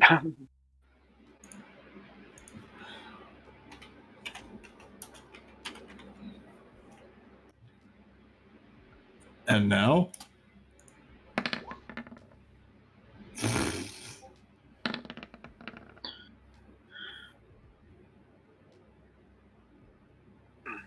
Do we have advantage?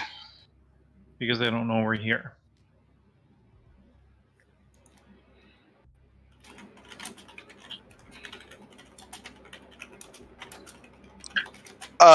I'm not giving advantage due to the fact, I mean, this side of this hill has spikes sticking out of it. I mean, No, that's fair. I just figured I'd ask. yeah. I mean, I'm giving you at least straight rolls, even for the paladin that should have disadvantage. I was being nice to them at least. Damn it. Okay. So let's see, what's the average of this? 10, 15.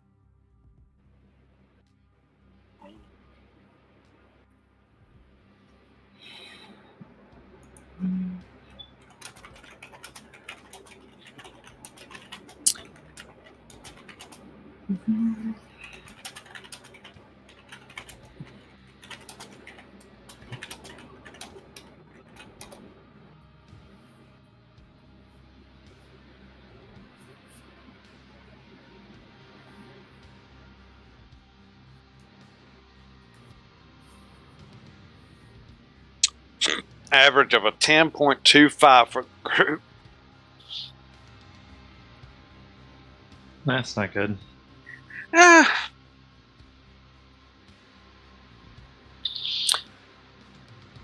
Anyway, passive perceptions, you don't know this group's coming. They're being loud.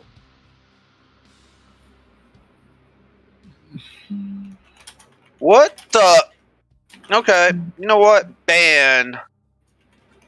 Boom, baby.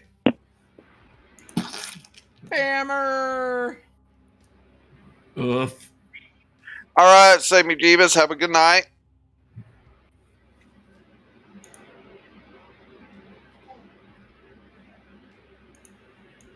So,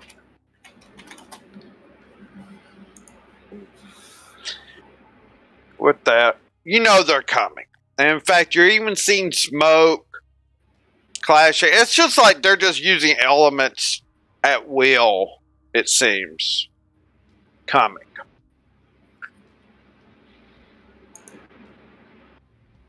Got a front group.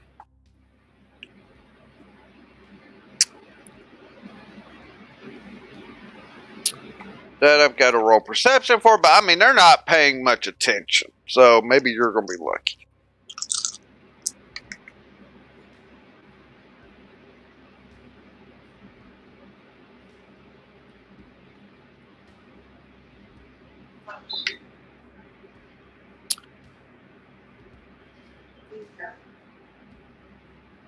You are lucky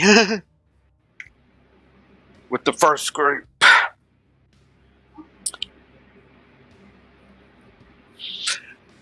If any of you speaks Infernal type deal, which is Nemir, you're going to hear this.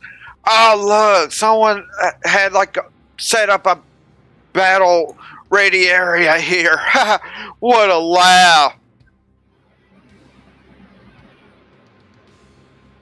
And basically, the front four here are going to actually. They were blind as bats, trust me.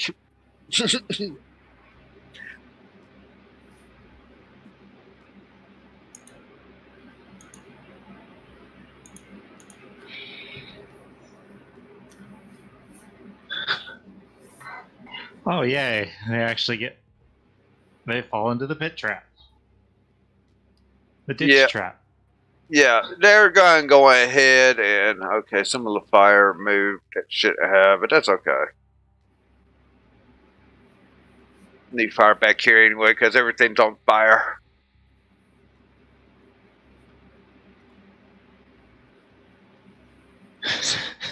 So yeah, the front four go into trapping. Let's just say they all like, what the...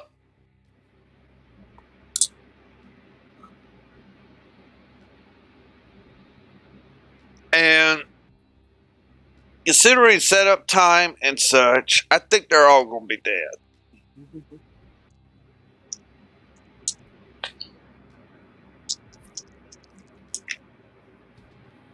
Well, they're going to have a pretty hard time crawling out.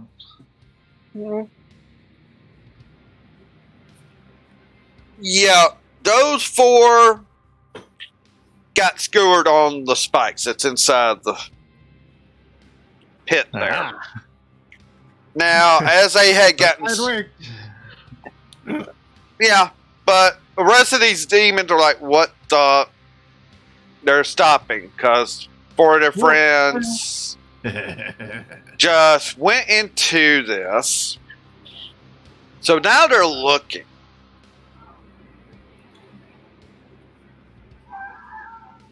Around.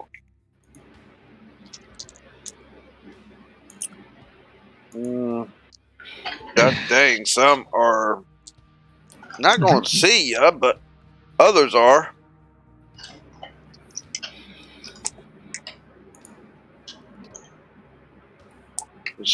Yeah, okay. Yeah. As long as it's not all of them. Enough. I mean, if one sees you, that's enough. We're going to start with this guy, as he's like, those fools, there's like 4 or 5 people out there in those trees. Up there on that hill behind the barrier. Roll initiatives.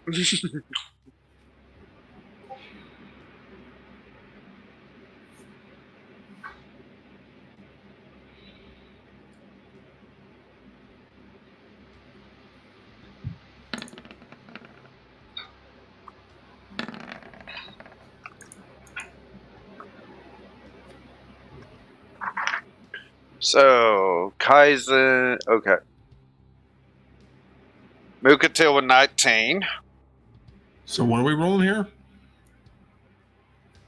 Initiative. Oh, that thing, right. Roy.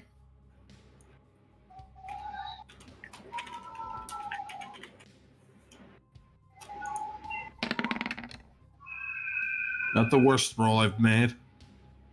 Okay. So Mukatil's the front runner of yours with Nemir behind Kaizen and Valgrosh. Now some of these will act in groups the way it is. Others, they do have their own, so. Mukatil has the front, indeed.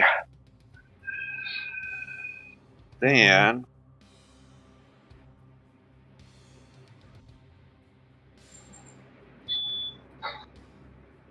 Then a few of the demons. Nemir, you're second up. After that, well, when I say second up, I mean truthfully Second of the third. Second in order for your team. Yep. It's now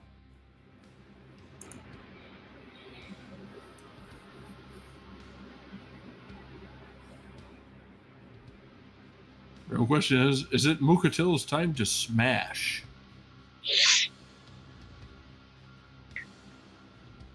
or is Mukatil gonna hold action? Or did Mukatil have a few extras just made makeshift javelins out of sticks to throw? You think I need javelins or something adorable? Let's see. So I'm looking at 1, 2, 3, 4, 5, 6. Okay. So do they have their fat butts in my way? Or they're like deep enough that I can do a yeet? Oh, these four right here are dead. No, I'm talking about the next 4 and the 2, whatever the heck they are. Oh, all the ones behind them. Yep.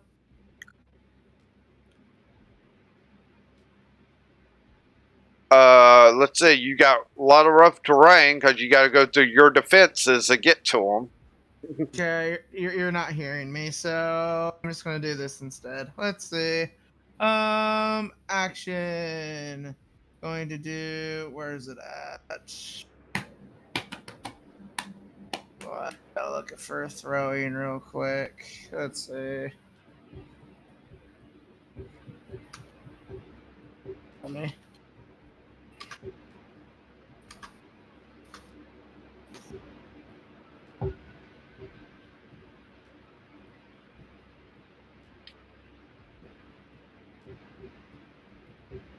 I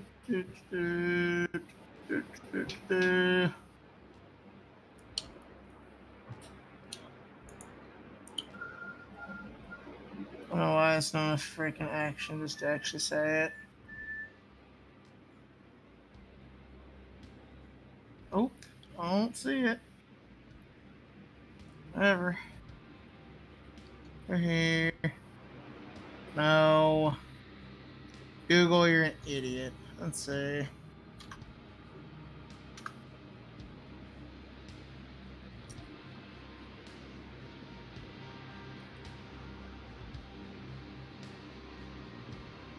Mm-hmm. Tag roll. Okay.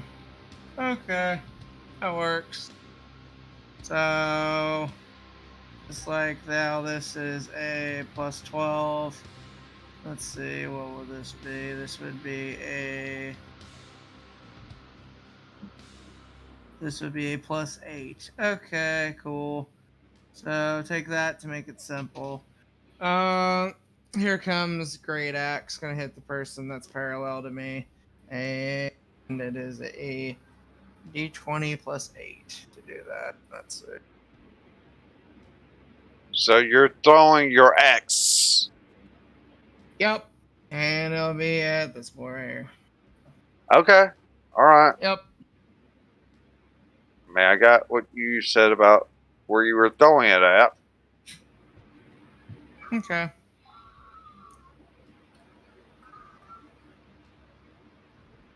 $23 to hit. That would definitely hit him.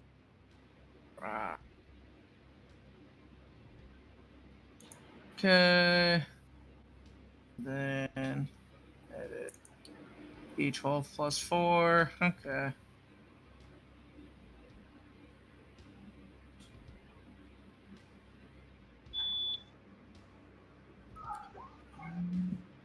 Whatever. Okay. Was this just which axe are you throwing? Just your old This one? is the other axe. Yep. Oh, okay. Yep. Okay. I didn't think you would want to throw your good axe. Okay. Okay. 5 damage. Yeah.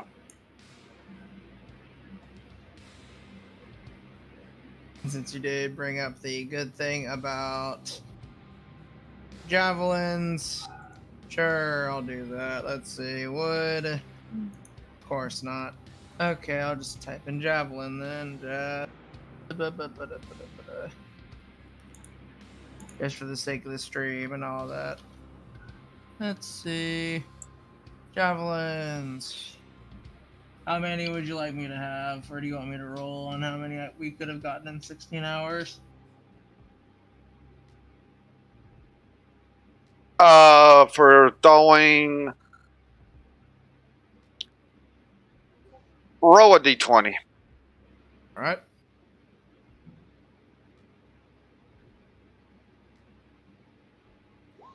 $12. You got 12 of them. Q, let's see.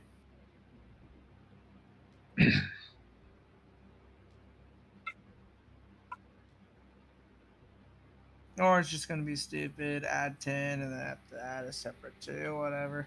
Let's see. Let me double check that I even have them. I do. Okay.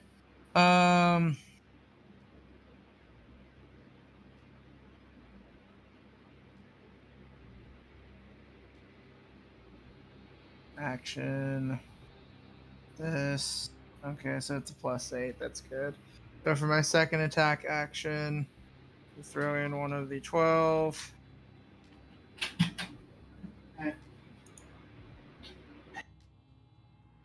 Alright, so after throwing that axe, you pick up a javelin to throw as well.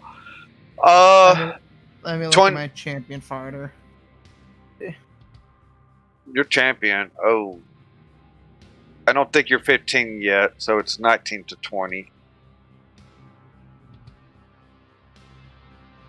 Care about that. Yeah, it's just 19 to 20. Okay. Yeah, I'm just getting it confused with Blood Hunter. Okay, that works. Still good though. So let's see. Equipment. Javelin. Is D6 plus 4. Okay.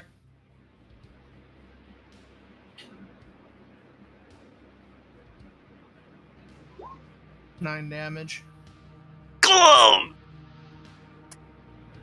Intern. Alright, well, yeah. You threw the axe, it kind of hit him, has gone to the ground. You take one of the javelins and just chuck it right at him. Goes into the head, and he just falls forward as it just pushes the javelin on up. Nice. KO. These are like imps that you're throwing at right now. Yeah, they're nothing for your group. Alright, so next ones up are going to be these two right here.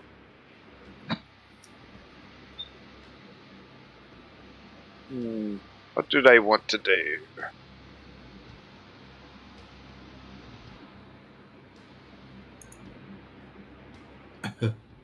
In unison, as there's something special about them.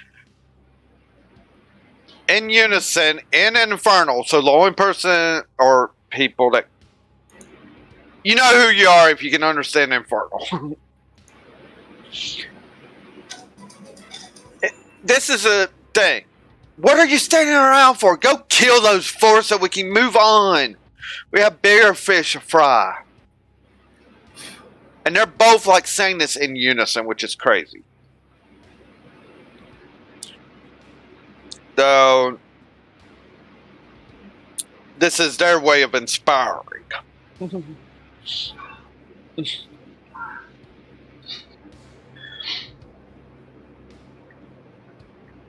What's my form of inspiring? I give you an order.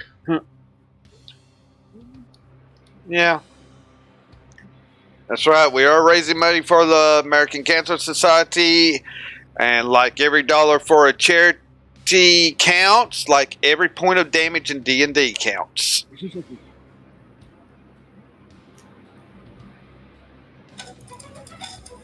With that, Nemir, it's your turn. All right.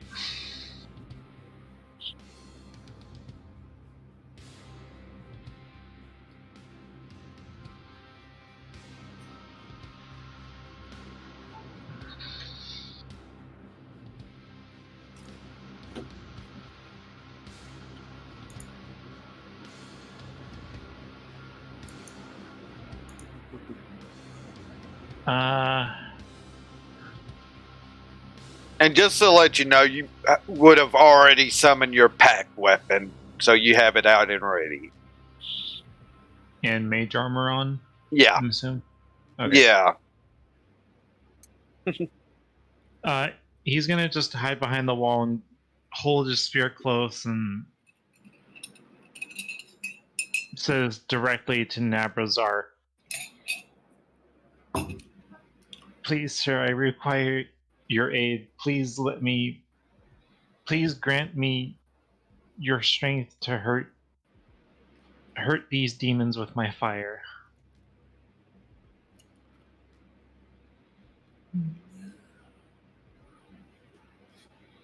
Oh, Dragon DM for you real quick. This is relevant to what's happening. Let's see.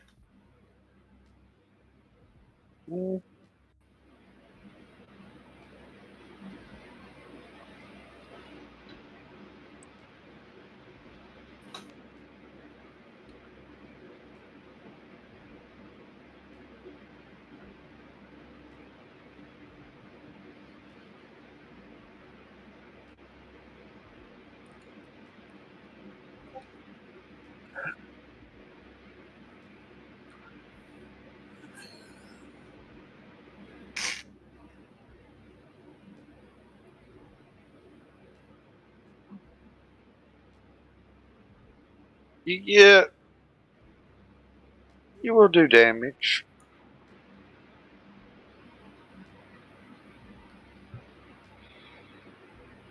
About all you're getting right now.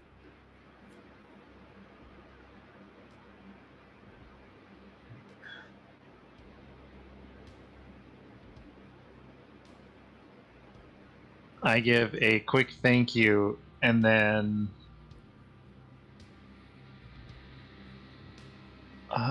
what is 20 foot?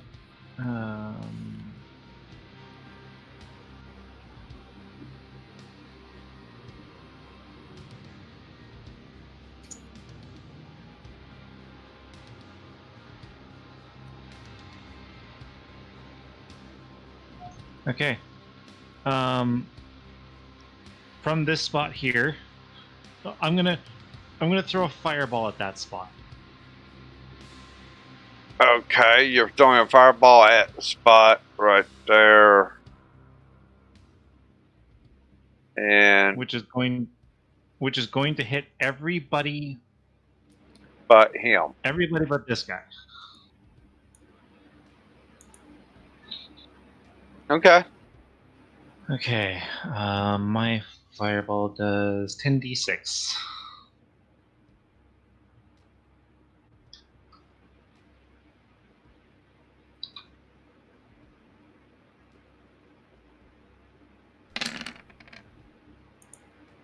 There's a lot of fives in there.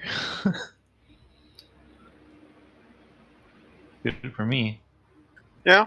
Okay. Some are going to be immune no matter what. I can tell you that. But let's put it this way. I'm not even going to bother rolling here. You've just taken out the...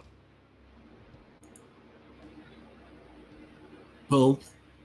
The small fry.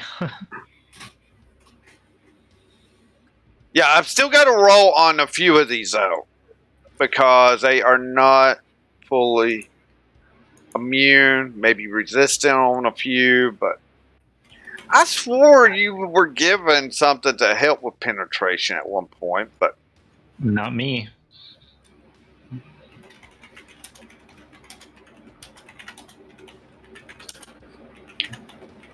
So yeah, all No, those. I got Ring of Feather Falling and Protection. That's all I have. I do not have penetration. Okay. So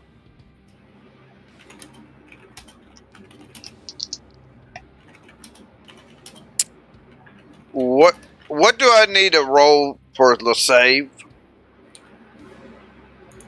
The save is 16.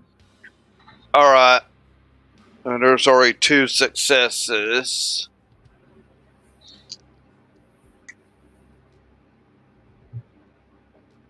There is a fail, 1 save. This is why I contacted Navrazar to see it. Since he is a high-class fire demon, maybe he can grant my spells fire penetration for this battle. Yeah.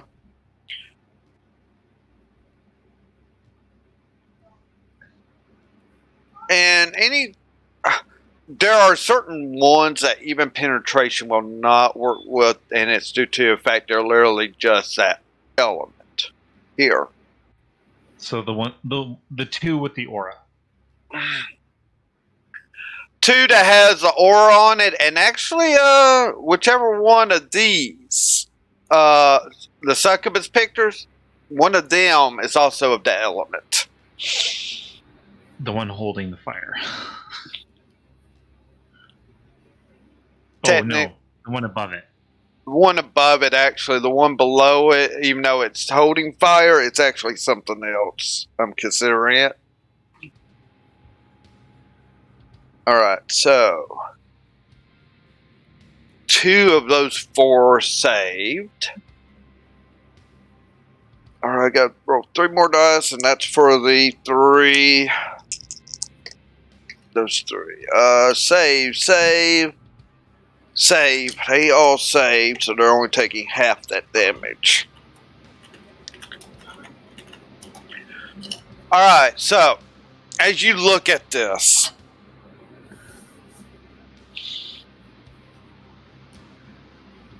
you already see all those amps are gone. Even though if they tried to jump out of it, was just there's just so much fire for them to try to get out of.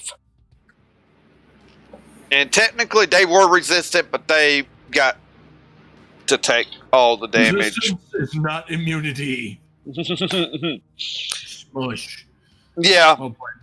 Yeah, they had resistance, but I literally dropped the resistance with the prayer. So Nevemir's damage was going to do more than usual. Oh, I still got to roll for one of those guys. Hold on. Yeah, he fell, so he'll take the full damage. Thunk.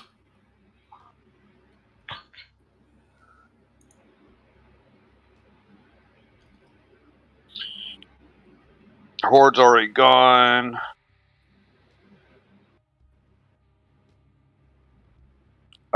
They take only half, so 20, 24.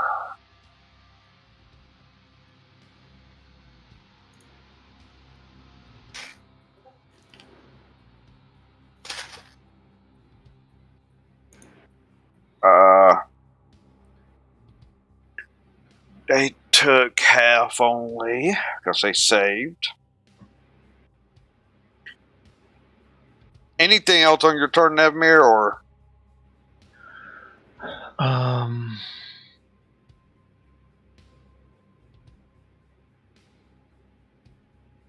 That's the best I got, so yeah. That's it for my turn. Okay. Again, I wish you could make multiple spell attacks in a turn.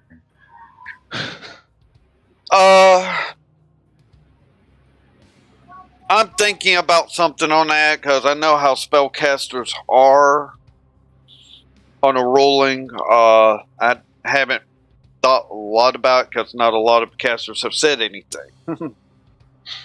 But I'm thinking cantrips, but I don't know if a cantrip would even work for Nemir. Yeah, it would. Eldritch Blast. know what? You can. Eldritch Blast isn't basic though. Isn't a bonus action, I should say. Yeah, it's not a bonus action, but I'm considering allowing the cantrip spells to be bonus actioned, even though they're not bonus action.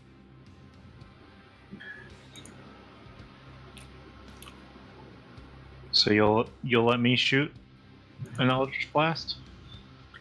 Yeah, I'll let you shoot an Eldritch Blast for a bonus action. Okay. Um.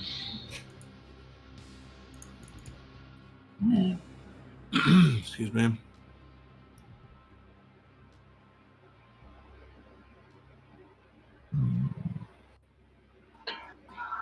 Do I want to take out the small guys first? Or should I go for the big guys in the back? Because these guys seem important. I wonder if I should start hitting them or not. These two, they've already gone. These two have gone. And they're definitely leaders, and they were doing their version of an inspiring leadership. So basically giving some of my people, and those two guys you see that's kind of like flaming, they're just like, yeah, they're the ones with the flaming aura. They kind of got a flaming aura, but not as much as what the other one did. Basically, you could stand next to them, but you touch them or anything, that's when you're getting burned. Oh, okay. So it's not as potent. It's not as potent with those. And like one that's behind this one here, they're definitely kind of like a flaming demoness. You're basically dealing with probably the 4 elemental style demonesses with those.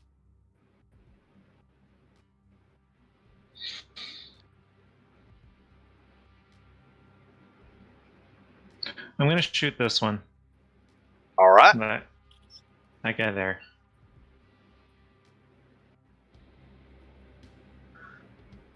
Since I do not...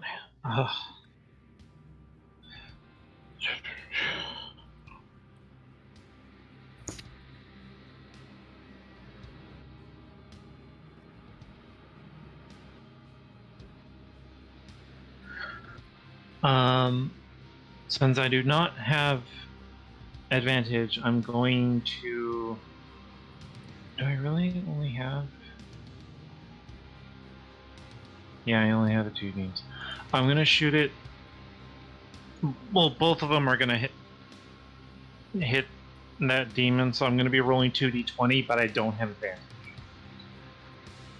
Yeah, okay, you're doing it for both beams. Gotcha. Yes. That's fine.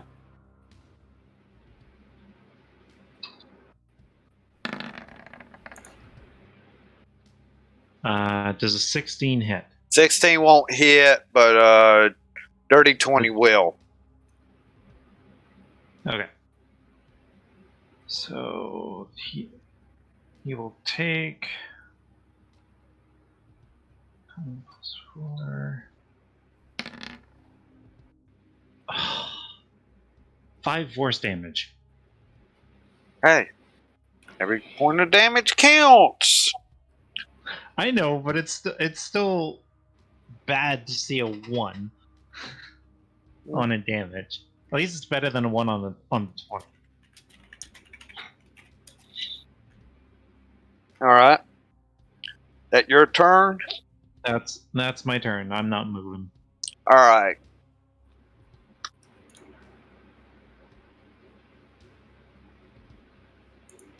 Next up. What is she gonna do? What is she gonna do?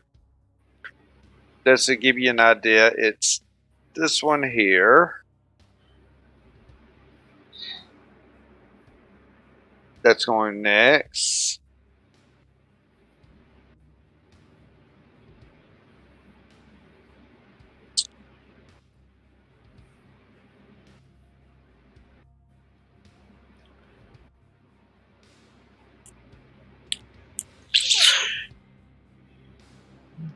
Let me make sure my distance to something.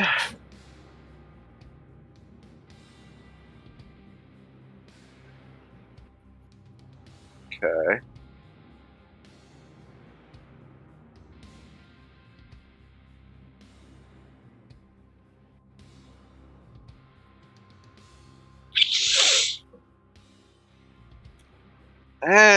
She saw you. What she's actually going to do here is she's starting to focus on that water pool.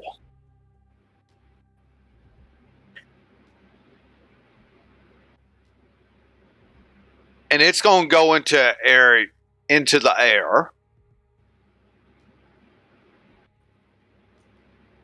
And basically she's having it go like so high, and it's like she's trying to concentrate it to where it's all going to come right down on you.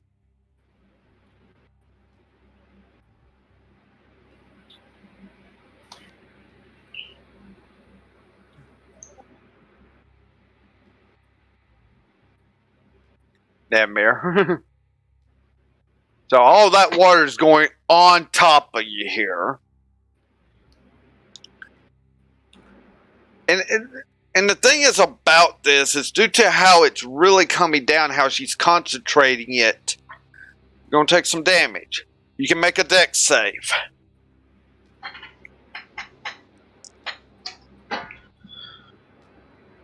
Okay.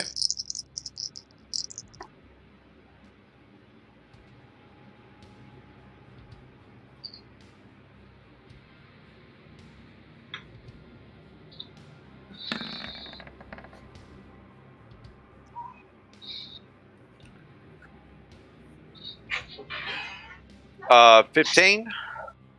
Yep. Missed it by 1. Does Nevmir have any +2 tokens? That was a good question. Yeah. DM does never have any +2 tokens. Yeah, it'll be your last one. I'll take it. Alright. Alright. So you only take half this damage, so let me get this added up.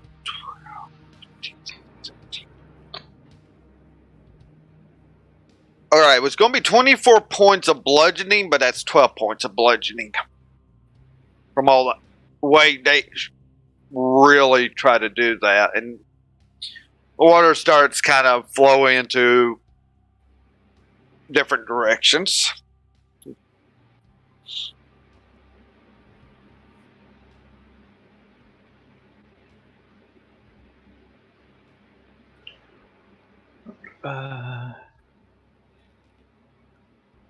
Then this one,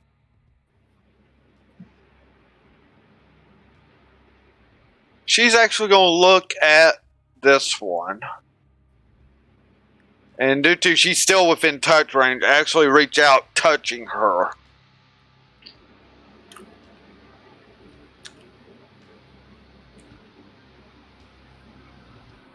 Is she using a spell? She's reaching out and touching her.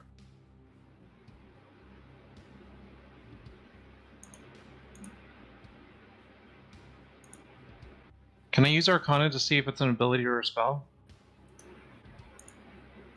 Sure.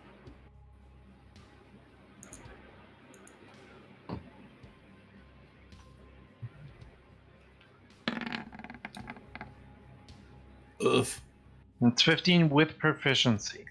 Looks like she might be, it's more spell-like, due to the fact certain spells that requires touch.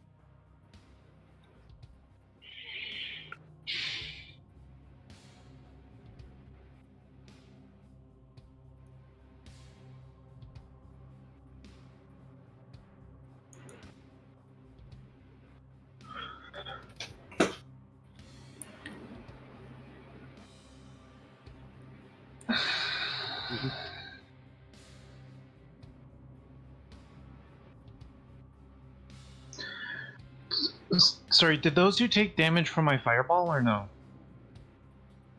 Those two there? Yeah, they probably did a little bit. They did make their saves, so you understand. Yeah. It's still gonna be like 24 damage, 29 damage.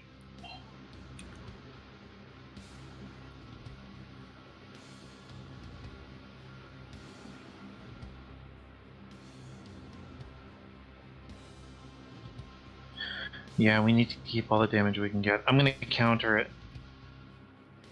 What level? It's at 5th level. All right, this was going to be at 4th level, so yeah, you just stop cure wounds at 4th level.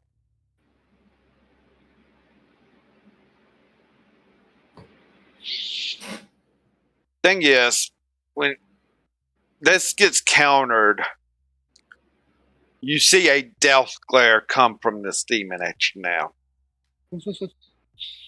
The healing one? Mm-hmm.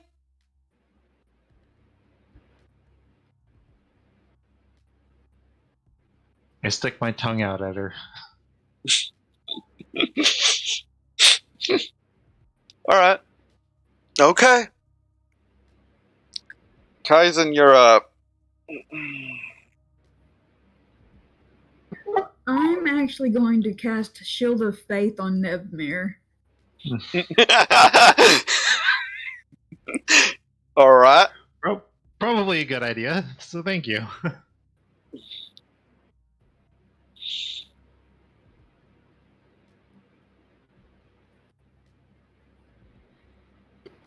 And then, let's see. In this area here, I'm going to cast Guardian of Faith. Guardian of Faith has what kind of range?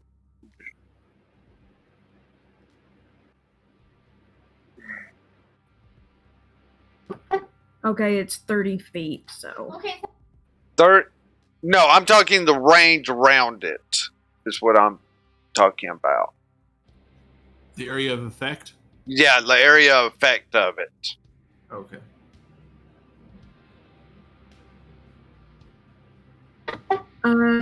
Within 10 feet of it. Within 10 feet of it, okay. So you're casting it right there, right? That's correct.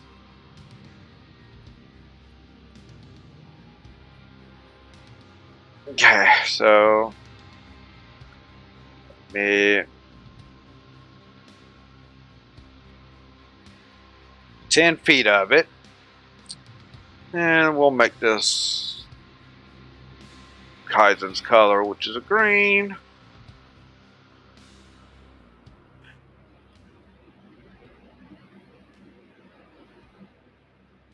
What's the damage on it? Because I've already got one in that you just cast.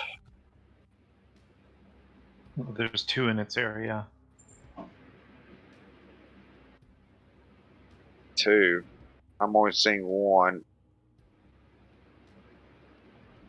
If it's a 10-foot area. Yeah, 10-foot area. This one's out of it. If it's 10 foot. It says the creature takes 20 radiant damage on a failed save or half as much damage on a successful one. Okay, yeah, it is barely in it. That's where this aura's going right now. Just gonna stack these up a bit. So Because, yeah. yeah.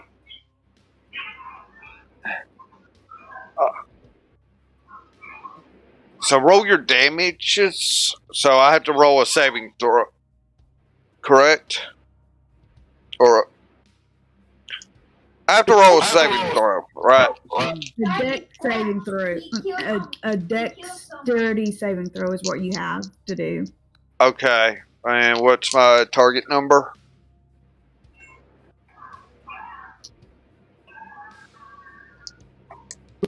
15. 15. They both save, but they still take half damage. So still roll your damage.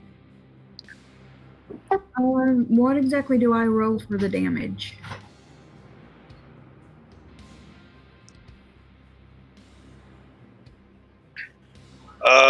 Guardian of Faith, what level? 4th. 4th level? Okay.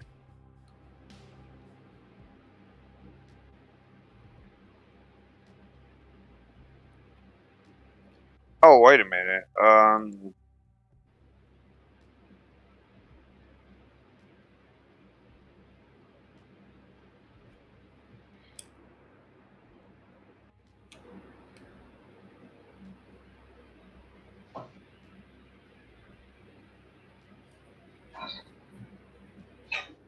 Okay, no, it's automatically 20 radiant damage or 10. So each of those are taking 10 radiant damage right now. You have 40 radiant damage left on it that it can deal out.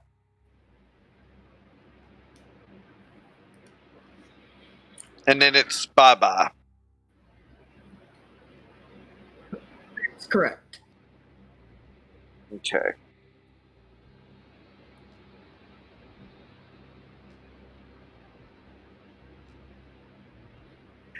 Anything else on your turn?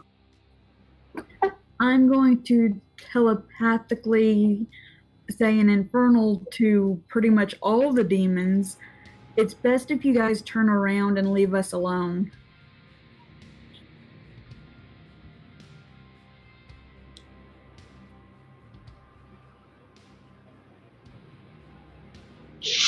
I've got to make some rolls here, and there's a reason for it. Them hot dice, man.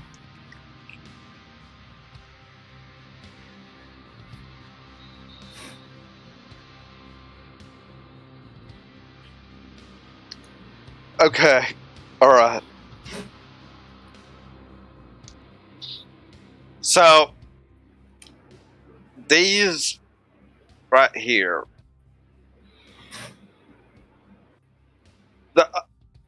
These other demons are like, whatever.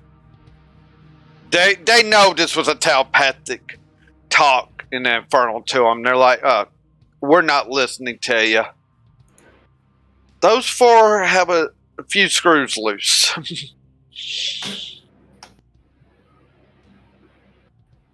And it's almost like each of them are like, why are you telling me not to keep going?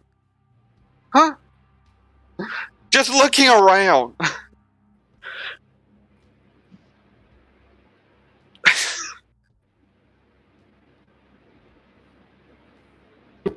And that would be the end of my turn.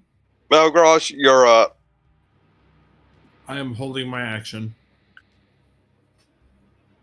Okay, you're going to hold action.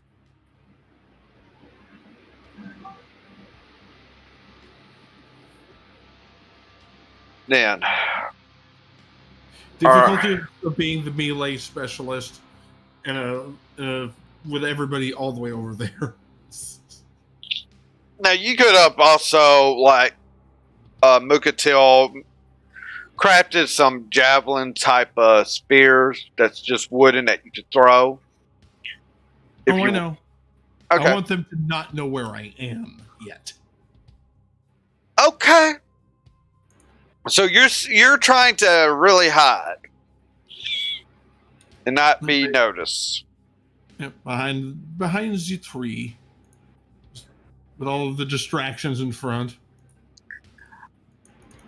Roll me a stealth check. I'm just considering this like your movement and all that you're hiding here. Roll me another hide check just to see if they're not going to notice you or not. Roll at an advantage, you mean? Straight roll. Oh. That did confuse. 1 second. Okay, no problem.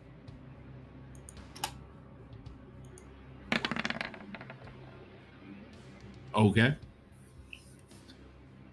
Some of them probably don't know you're there.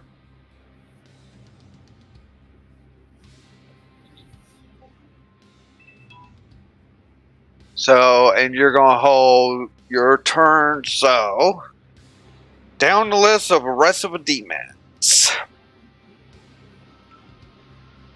So, these two guys. Let me make sure on some. Yeah, they did not. They know there's a pit there. They just don't know where exactly. One more perception check. Duh, they don't know where it's at exactly. So, oh well. 10. So this one's going in, even though he's kind of. So both of those guys are going to get stopped there, sliding into this pit of spikes, taking damage.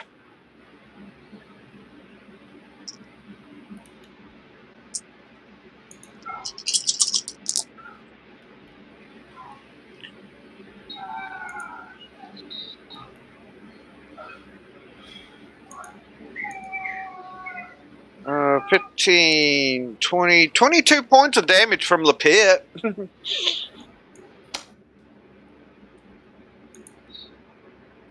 mean, it works. And if Oh. the big guys can get out, I'm thinking they'll at least have like half movement for a while. Well, that stops their movement this round. Next round, they'll actually have to use action to climb out. And such. So they won't have an action next turn for them climbing out. The ditch is working! Alright, well, they go next, and they're going to just go straight forward. You know what? I'm just going to do this here.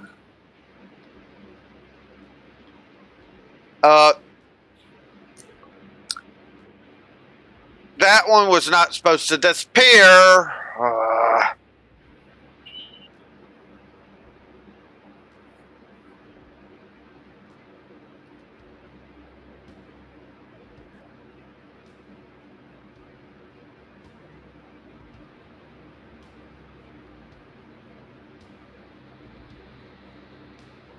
Let's see if that just. Alright. So.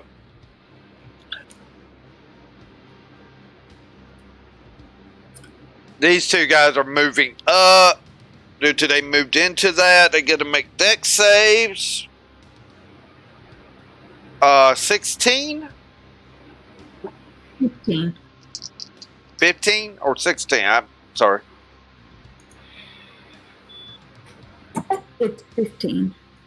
15, okay. They actually don't save.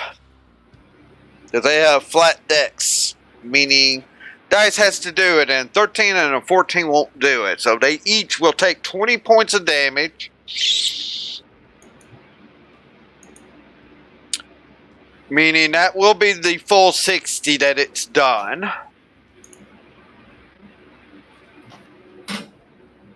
So your guardian goes away. But hey, it did its job. Exactly. It did its job.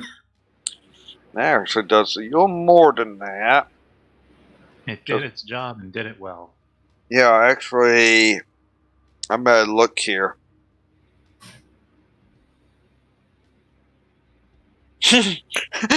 It did its job very well, in fact. Probably better than you thought it would. Because they take double damage of that.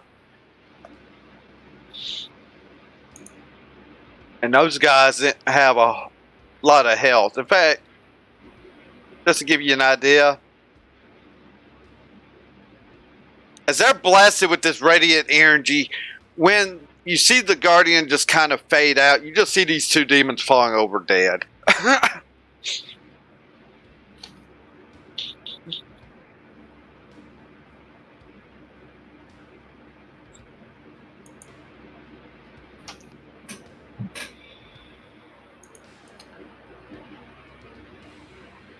Alright, this guy's taking to the air. 5, 10, 15, 20. He can only move 20 feet though in the air.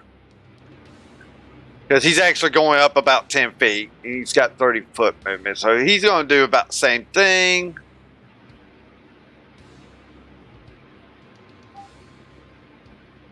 No, actually, he'll do that.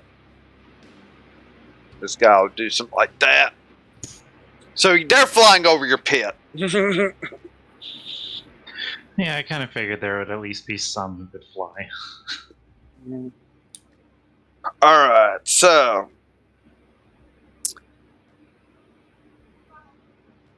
That fire succubus that hasn't really taken any damage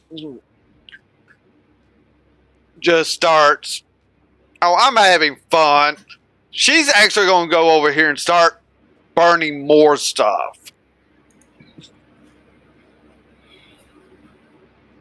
She's not even worried about combat. It's like, oh, I know our minions can handle this type deal. Screw it. I'm gonna go burn this tree. Yeah, and she's literally just having fire jump. She's just controlling flames like this, just making more and more fire. She can do 2 points, and how far do they spread out? What's my D4s?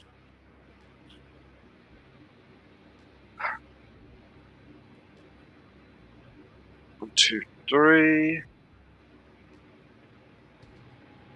Even though that demon's there. Actually, I'll just do that there. So that happens.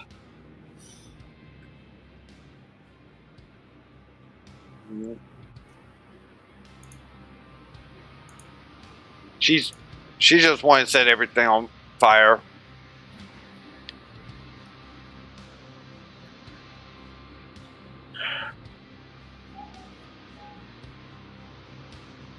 Okay, Earth 1, which is, yeah, this one. In that hand, think of it like Earth, kind of like an earthen ball of dirt just kind of floating in her hand.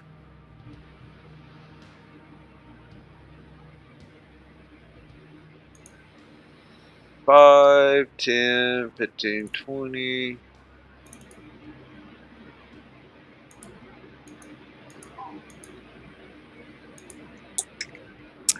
Oh boy. Yep. She would be the one to spot it.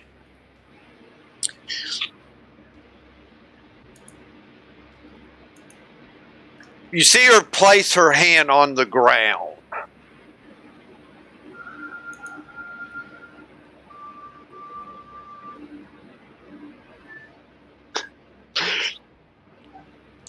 And this will have to complete on the next turn, but she is starting to close up this pit. Bugger. Which one's doing this? That one right there. She's put her hand on the ground, and literally that ditch of stakes that two of the demons are in. She's starting from the middle, and it's going out. She's going to give them that one turn to get out, per se. But she's closing this up. So can I get a distance check between the square next to me and that person? Since they're in almost a straight line south from me. Looking 40 feet. Crap. Don't think that's inside throwing range. Depends on what you're throwing. Spears. I don't remember what the throwing range is. The throwing range on a spear is 26 feet. They are within range. But for you will have spears. disadvantage, since Then you're we got- throwing over 20 feet. So it's going to be a hell of a distance shot. Okay. This looks like a Yeah. good time to sidestep and go, Let's see if I can let's see if my spear skills are up to this. Now, are you throwing a regular spear, or are you actually throwing your good one? I throw my entire body before I threw the good one. Okay, making sure here. And you said something about us actually making spears.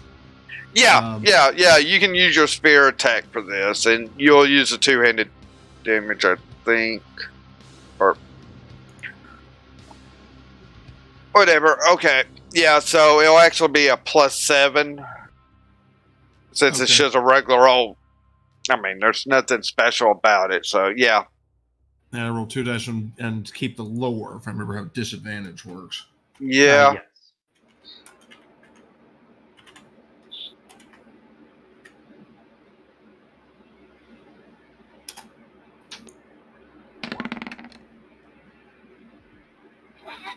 It's going to hit either way. 19, yeah. Her AC, yeah. She's getting hit. Though I'm gonna tell you barely with that 12 +7. Thunk. I didn't do any extra shenanigans on it, so it's just going to be 2-handed damage. Okay, yeah. 1d8 plus. What is it? Strength modifier for you, or is it Dex? I think it would be strength. Dex modifier. So what do you think? Yeah, strength. So +3. That's 10. So you do 10 points of damage. You try and break her concentration here on this, as she's doing this over a turn. Let's see if you break it or not.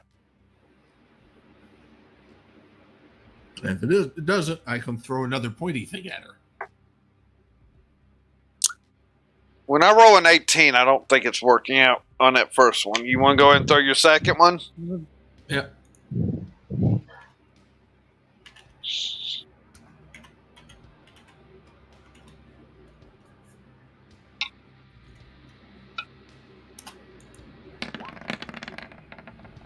That's Oh! Yeah.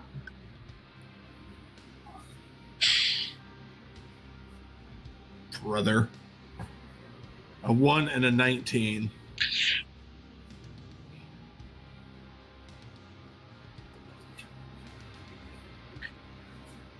Mookatil, even or odd? Always gotta go with the odd, because we're odd people. Alright. So what's happening here is either Kaizen or Mookatil's getting hit by the spear. Kaizen, because she wanted to hug it. Yeah, go ahead and roll your damage for your spear. And Kaizen will take the damage, as I rolled a 2 on a d6.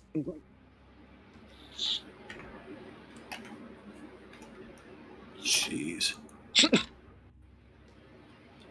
Someone mind if I go get a large amount of lead, a large glove, and find RNGs for me? I'm at Carnaby glove level, irritated with this dice. So yeah, that second sphere. Who knows what happened? Maybe it was just not done exactly right. It just curved off your hand right straight to Kaizen, hitting her in the side.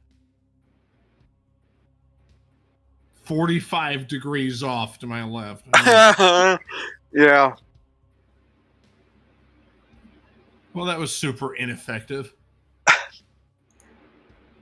So the only other thing I'm going to be doing is standing there like a lump. But when I get hit by it, I'm going to look at Valgrosh and say, well, why do I get the feeling you wanted to do that since I befriended the Bakir? Do I have horns?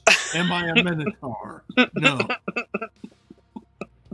If I take issue with someone at close range, you can rest assured the spear will not be thrown. So that's about all I can do now, I think. Yeah.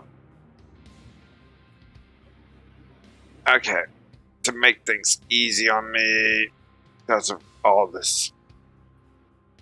Yeah, I don't have any bonus action stuff I can do. Yeah. So yeah, you threw. She's still able to probably get it done unless someone else tries to attack her. 5, 10, 15, We're light on ranged 20, people. 25 deaths, 25. 5. Okay.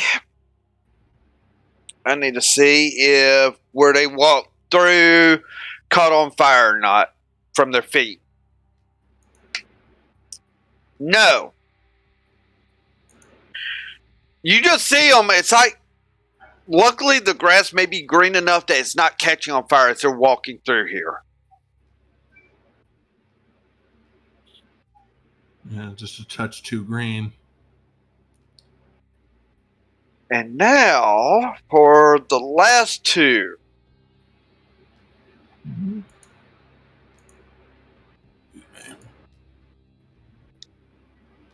You all have pretty good eyesight. You see them. And it looks like they just melded with the ground for a minute.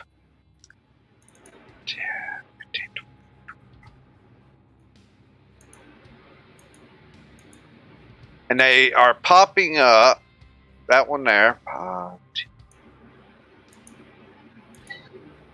And that one will pop up right there. And these demons, when they come out, they don't really have hands. It's more like just vines. And they are going to actually slash at what spikes are in front of them.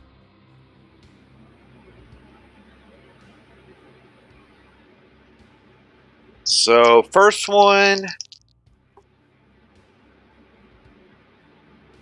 will hit, the other one will not.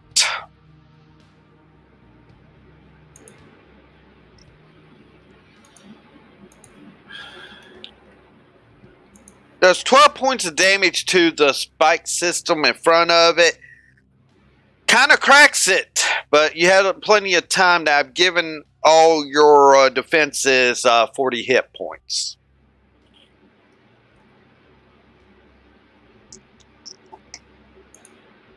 And the other one can't even hit for some reason.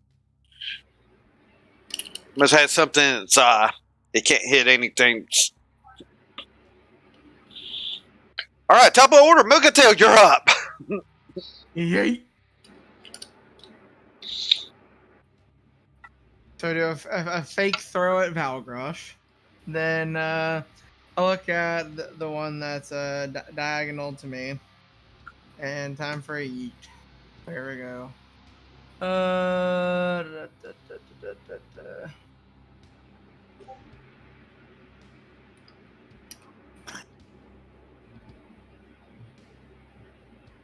So you're jumping. I take it you're going to like jump over the barricade down to start fighting. No. Oh, No. I want to keep trolling with them until they get through all the traps. So, or I run out of javelin. So it would be this big ball right here. That's the one that I'm throwing a javelin at. okay. After dropping a bunch of squares on them. I do, because I'm a minotaur. I have horns. And that misses. Let's see. Ugh. Yeah, on him it does miss. And I'm pretty sure that's not really good either. Still missing, and this is why.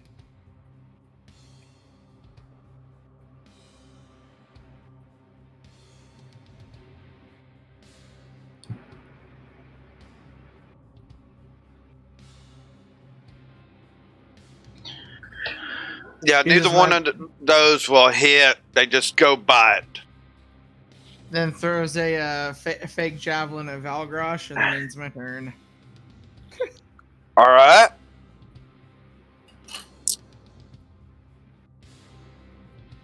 God dang, I did inspiring. Oh well.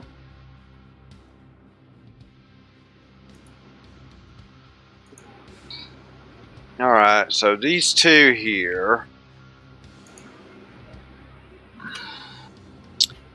they will move up, but not too close. They're going to just kind of move up to here.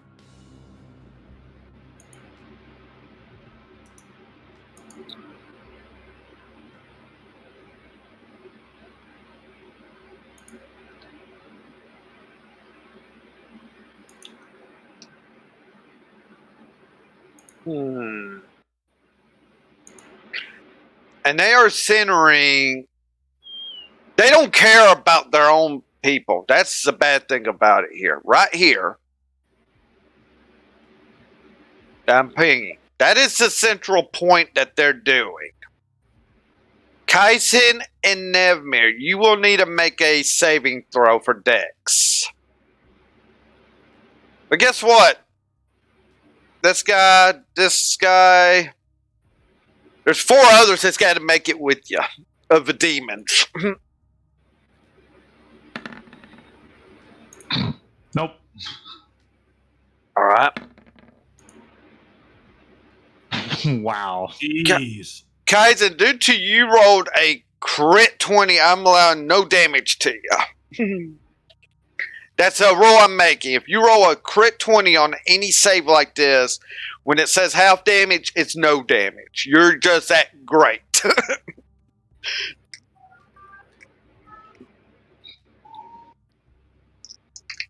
And yeah, none of those guys saved. Okay.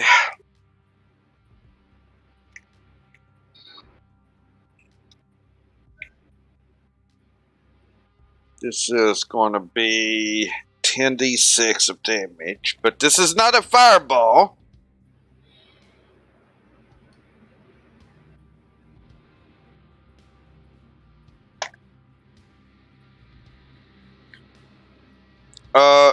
You do have a save card. Do you want to give that to Nevmir to at least take half damage, or? I say yes.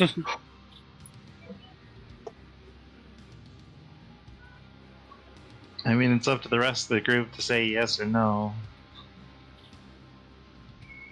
Because it applies to me. It's the entire group, so there's one yes. What do the others say?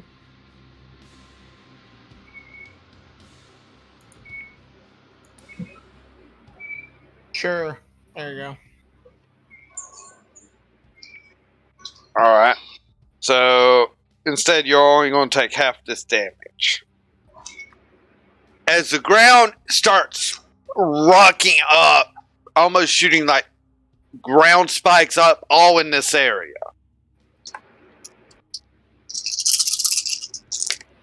Of course, inanimate objects cannot get out of the way. Well, no. So,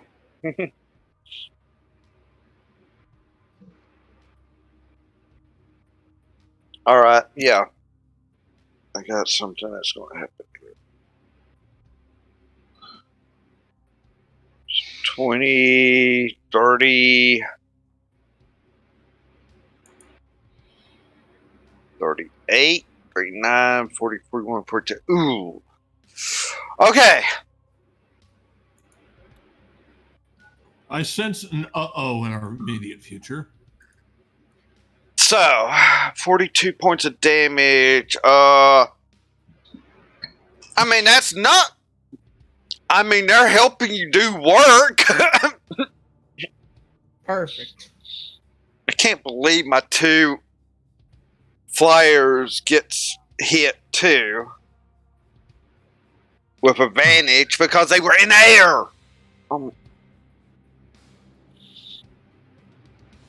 But it goes up that high, so Yeah, great. All right. That is definitely enough for them. So, with that, basically, the barrier and stakes that's in front of you, Kaizen, and Nevmir, and between you two, are gone. Thanks to this ground earth shaking attack that they just cast.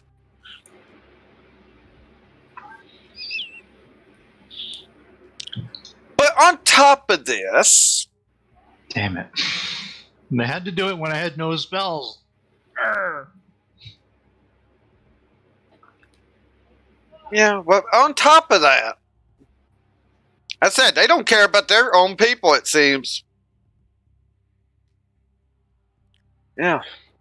Hey, go attack. I inspire you to go attack.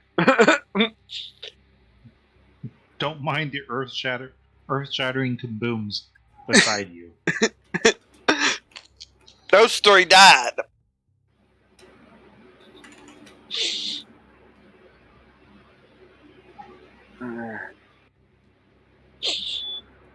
So yeah, that happened. All right, Valgrosh, no problem. So, with that, Namir, it is coming up on your turn, but something's happening. You hear from behind y'all.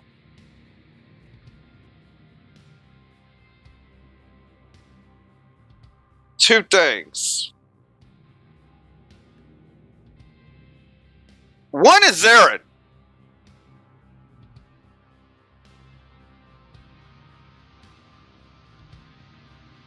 Zarin's like screaming, "We're on our way. We're about to be there, guys." He's got boots on at fast movement, trying to get down to y'all, but he will start showing up right at the edge of the map. These four can go hide somewhere else.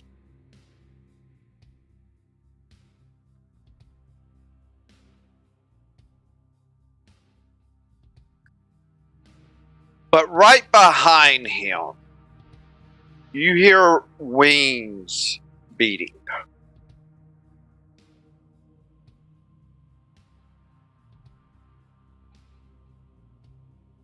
And you see this white Pegasus-style horse flying behind him with a rider on its back clad in white. Hey, it's Pinky.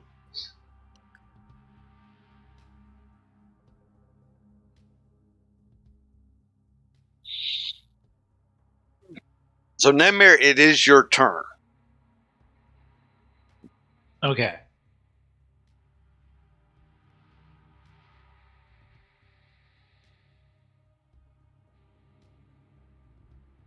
So, just so I know again, this guy here and this succubus there, those two are the only ones immune to fire? Full immune to fire, Great- cannot take great any fire immune. damage. They won't take any sort of fire damage because that's just an element of them. Yeah. But nothing else has fire immunity, correct? Maybe some fire resistance, depending. But otherwise, yeah. Basically, everything else should take some sort of damage. Okay, I'm gonna center a fireball there. No, sorry, bonus action first to regain my spell slots. I'm about to say, you're going to have to do that And then- first. So, right here, 20 feet. It basically hits it hits everything but the succubus on the back. The fire succubus. Yeah. Which doesn't really matter. Yeah. All right. Sure. It hits everything else. All right. So, let's see.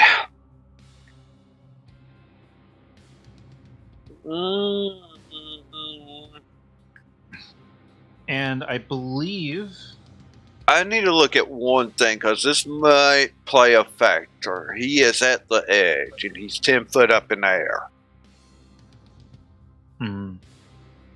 Okay. It might not hit everybody. Okay, it's not going to hit him. He is just barely out of it. Because I'm looking at how this would work, and yeah, he's up high enough. He won't get hit. The other one will. The other one is going to get hit in the air because I said 10 feet in the air. Yeah. The other question I had is the Earth succubus there. Yeah. Will she have a dexterity save or no? Because she's concentrated. She's going to have a dexterity save, but I'm also going. She'll take some damage, so I'll still have to do a con save. So she still gets dexterity. Okay. Yeah.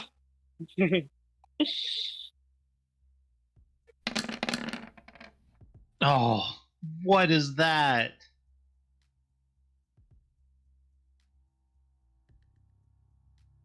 Ugh.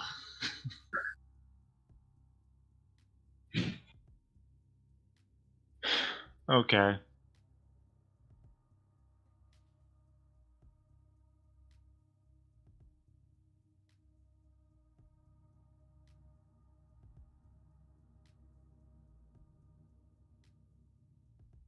All right. 10, 13. Okay, you have 13. Reroll those 6 ones. I'm not going with 6 ones like that. No. Not for a 10d6 fireball. God damn. That's a third of the damage there. Yeah. No. I see just too many ones there, so reroll that. Well, thank you, Dragon. So 28 points of fire damage. Okay. At least that's better for you. Yep. Alright, let's see here. Okay, first off, the air guy fails. Because I don't think a 4 plus its modifier is going to meet your DC. No. Unless he has a plus 12 save. I wish. It's not quite that high.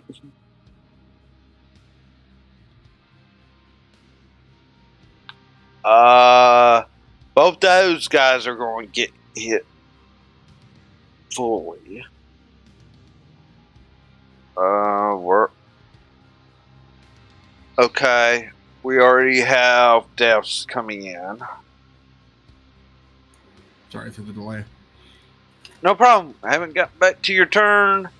Okay, so right off the bat, we do have death here.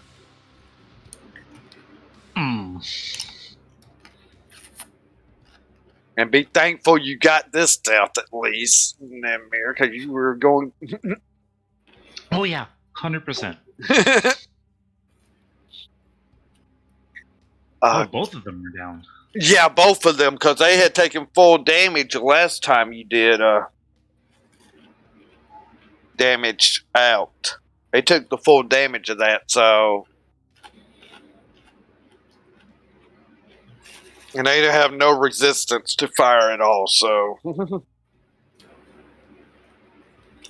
Works for me.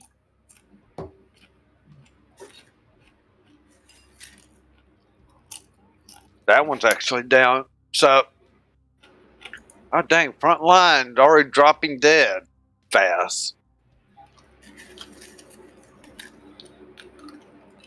Alright, the 2 big guys, even though I doubt they'll save because they have no dex whatsoever.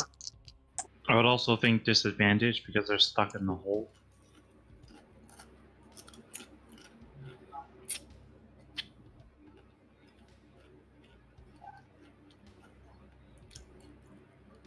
But that's DM's choice. Yeah, that ruling has gotten crazy that it would still be a straight roll, but it's like this, straight roll, they fail. You want me to re-roll for a failure already? I mean, nat ones are a thing. Yeah, well, due to one's taking full damage, and he took damage fully from your last one.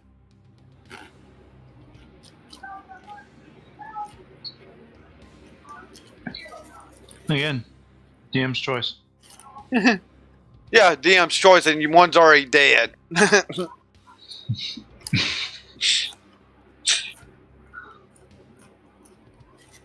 other one's still up. Looking pretty bad. So, alright, let me roll for the 30 succubus. Is that what I'm seeing here? Yeah. Yeah. Okay, let me roll for the 3 succubus first. Water has resistance, so she gets advantage. Or she takes half. I don't know why I'm thinking advantage. She's already going to take half, no matter what. She has a resistance. I mean, water kind of makes sense, but what's my DC again? I'm aiming for.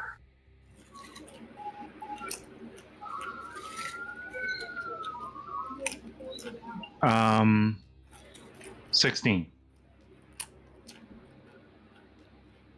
All right. So, Earth will save, water will save, the other one will fail. You actually don't know what she is because I only know she heals. yeah, she also has healing abilities, but she actually fails as well. So water saved, so half of, what is it, 28? 14. It's 14. And half of that, 7.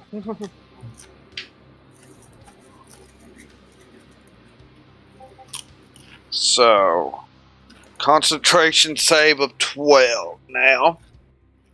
As that goes, half of the damage is what DC is. Better than the 10 DC, I mean. Okay. So, concentration breaks only the section where the 4 demons and 1 spot over. So right from right here to right there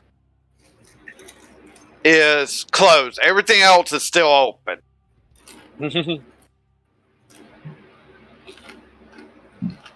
So this part here. Yeah, that is closed up. Everything else is still open now. So, good thing.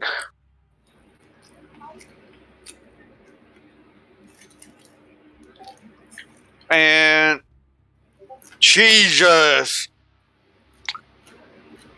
that one is looking deadly at you. You've made some people mad.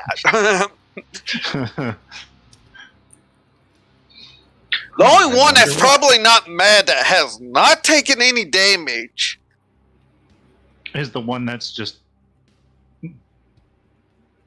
going out there. Just having going to town on the trees. Yeah, just burning more and more. You got smoke coming up. Probably enjoying the fire bounce that you're sending off to her. It's like, oh nice, another fire.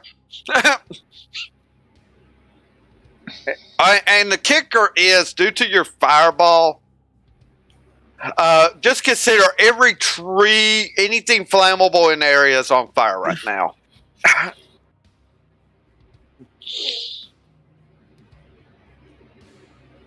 The risk reward deal with some of these spells. Well, I know druids aren't going to like me.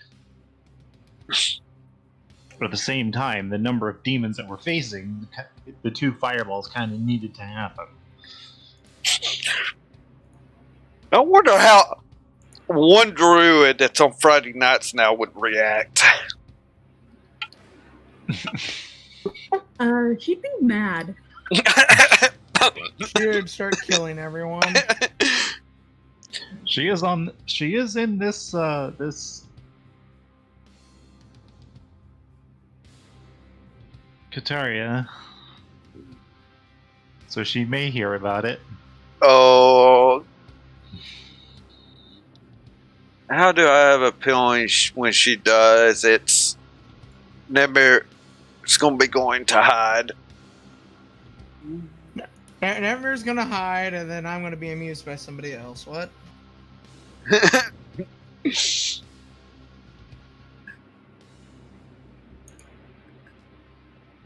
So yeah.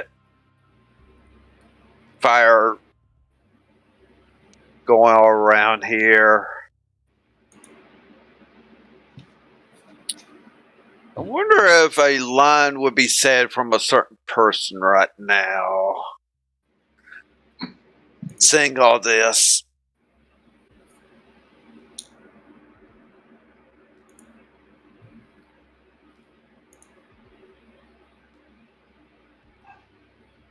If it's Kaizen that you're thinking of, she's just going to have her fist, her hands balled in a fist, seeing all this fire.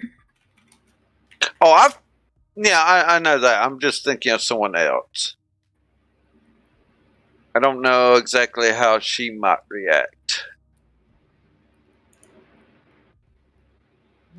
Though, she's definitely seeing what all's being fought right now, too, so.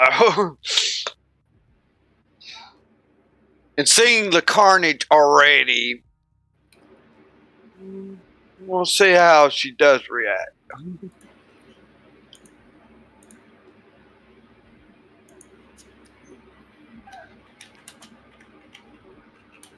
So, with that,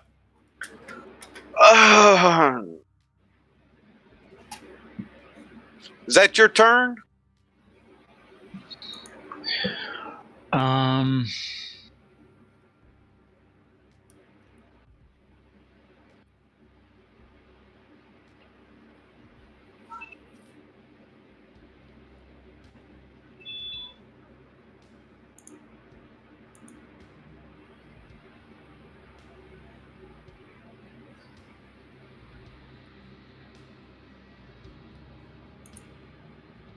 I don't have to worry about the big guy right now.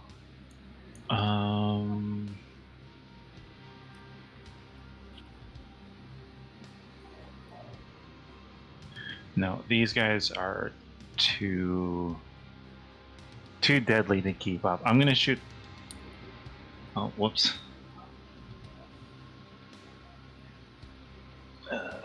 Delete. I'm gonna shoot that one again with Eldritch Blast. Okay. 2d20 plus 8. Again, this is without advantage, so neither of those will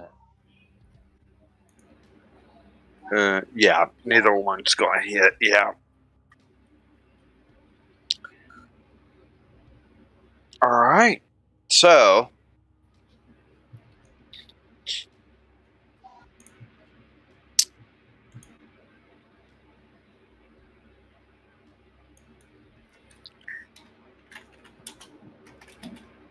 gotta think here. How's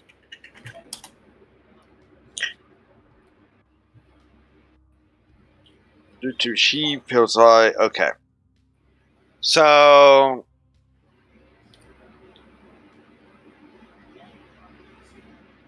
this one, she is just. She has closed her eyes and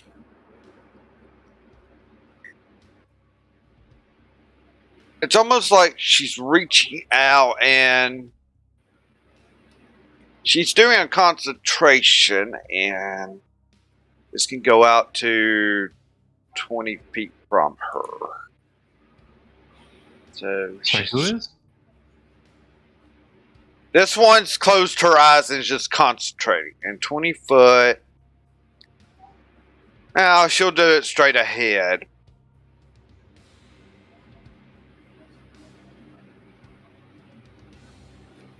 And I can tell you right now, don't you?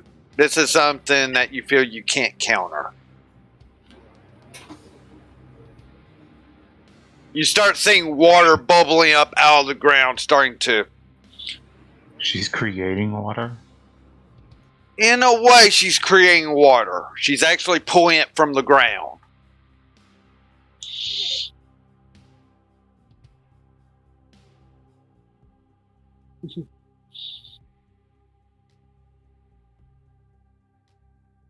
And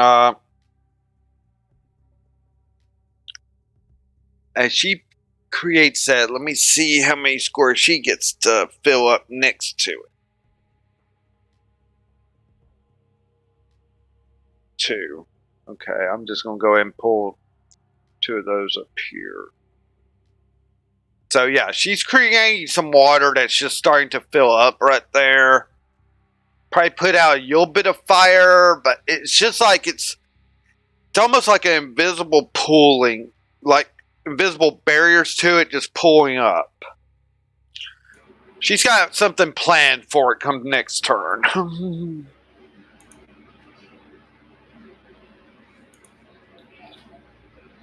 And then this one, this time she's just going to touch herself. And it's going to try something. Yeah, she's going to go for max level this time. I'm not countering it.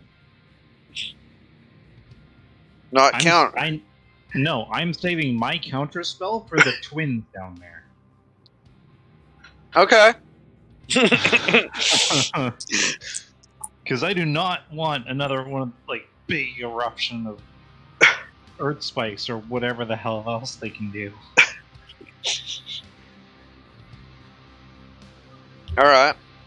Because even if I could counter at least one of them and the other half still goes off, at least the spell will be half power. In Nevmer's mind. Yeah.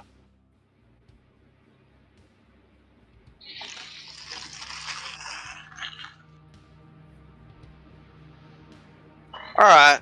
It looks like this one here starts looking healthier. Okay.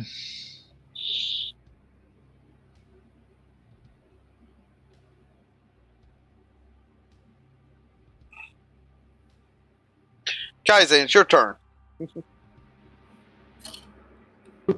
I'm going to say to the demons again that they don't know exactly who they're messing with, and then I'm going to use divine intervention. The card? It's an action of mine. Oh. What's it? I've never heard of it. What does it do? Things and stuff. As an action, request your you guys know, aid and roll a perceptile dice. If the number rolled is equal to or less than your cleric level, your god or goddess intervenes. If successful, you can't use this feature again for 7 days. Otherwise, you can use it again after a long rest. At 20th level, your request succeeds automatically. Trying to get to the 20th level. The card is a guarantee. Consider that the card that you get is a guarantee. But yeah, she's able to do this.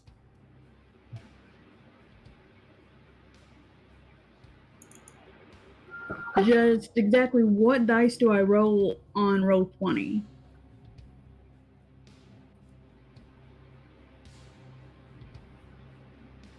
If it's a percentile roll, you'd roll D100, wouldn't you? Or would you roll that? Yeah, it is technically D100. So your cleric level is 11? 10. Right there. 10.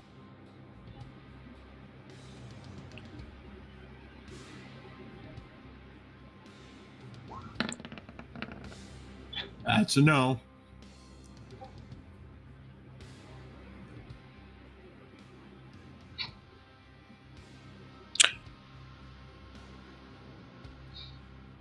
Yeah, that on that kind of dice system, yeah.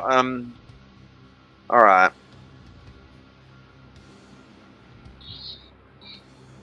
I'm doing my own roll on this side. Okay.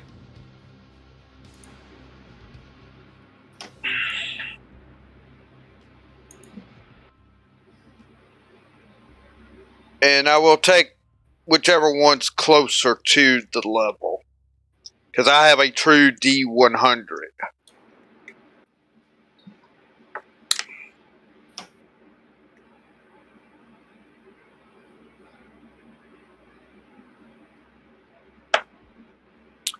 Don't plan to use it for 7 days in game.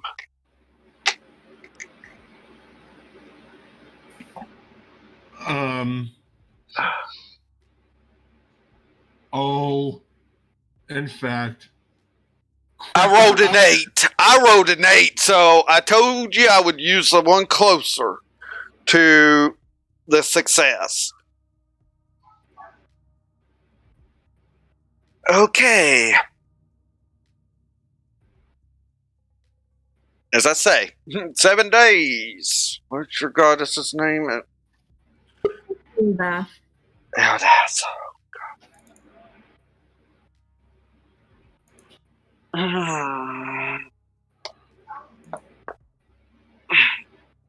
Pull out a book real quick here on this.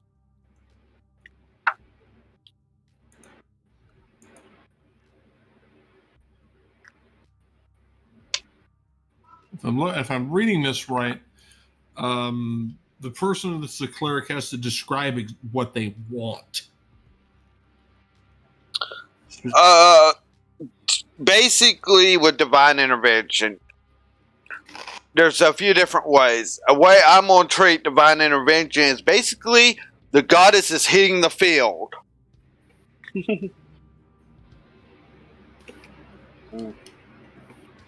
So I'm looking at a couple of things here. And pretty much what these demons have done would have really pissed my goddess off. That is why I rode my D100, because in this circumstance,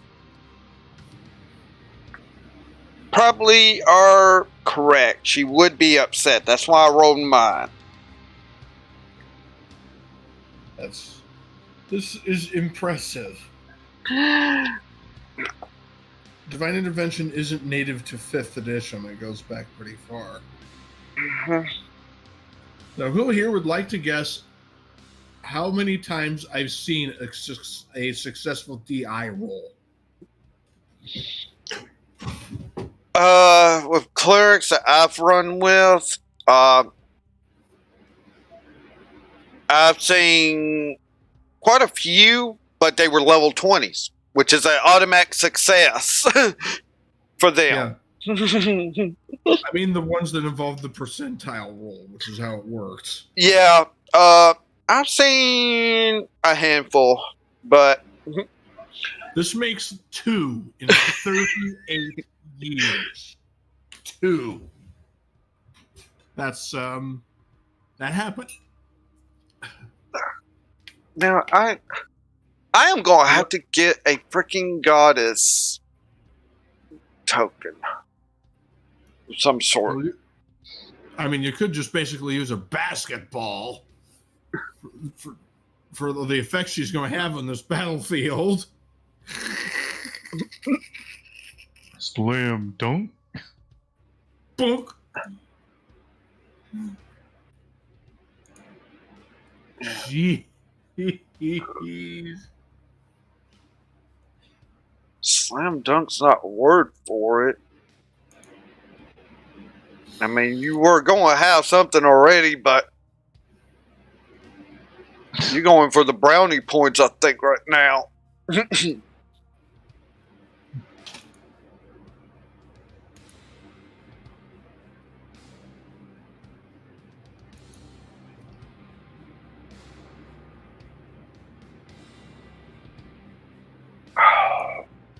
Let's just. D&D is supposed to be all about fun, right? Oh yeah. So, what is your exact prayer for this divine intervention? I want the full. This has to be fully RP'd. Since you're putting me through this. Okay. I'm going to say, Goddess Eldath, please hear my prayer. These demons are disrespecting the land and they have set fire to everything. Please lend me your aid to get rid of the demons and the fire.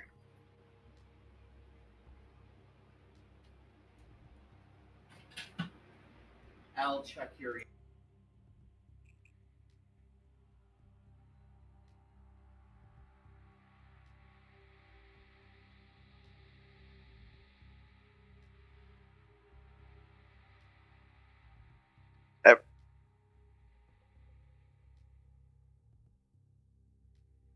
As this prayer goes out, and this is a point, she is doing this telepathically, but everyone is hearing this prayer on your side.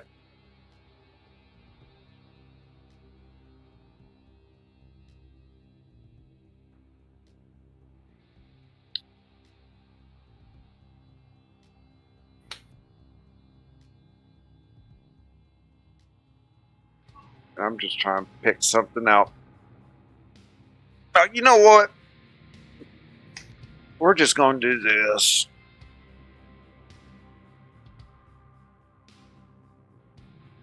Crud. Bit of emergency. I'll be right back.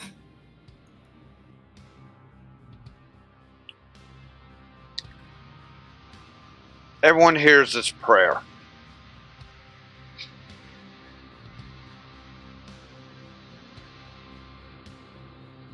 All of a sudden, it's almost like you're getting a whiff of fresh nature. As such. And though Zarin and Atreya White are on their way, even though they're still a little bit ways away, Kaizen makes this prayer.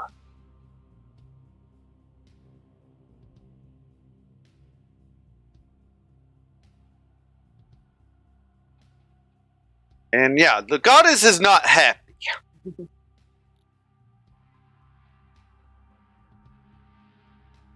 Carefully walking around the trees, not even landing a foot on them, she has just appeared. I mean, Nevmir, Mukatil, you would look and just see this tall woman that's just like with nature, and we're talking stories. It's like, oh crap. Like she's stories tall. Yeah, think 50-foot. 50-foot dragon icon. I'm kidding. Yeah. As she just steps up and sees this.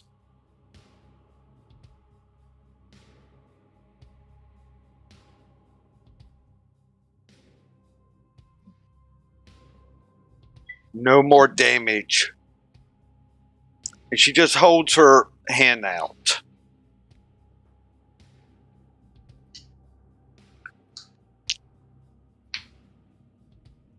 As Kaizen would be safe, as the hand would go over her head. Basically,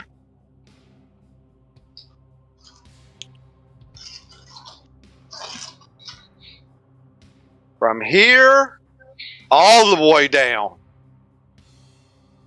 you better be glad you're not in this area.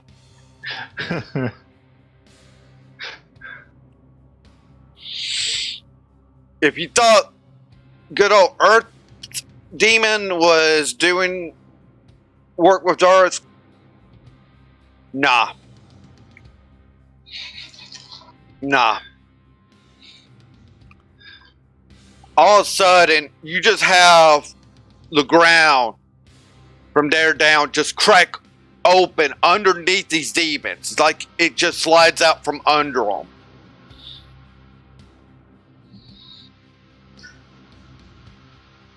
Any demon alive is being pulled down. Even the ones that can fly, they cannot fly above this.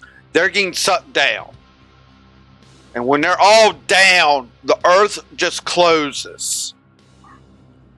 All the trees that's on fire are no longer on fire. In fact, it's even greening up even more. Grass is even growing up. This embankment that looks to have been just dirt to you, it is now even getting covered green. As it's almost like nothing has ever happened, no battle. As your defenses that you had there has been swallowed up from this even.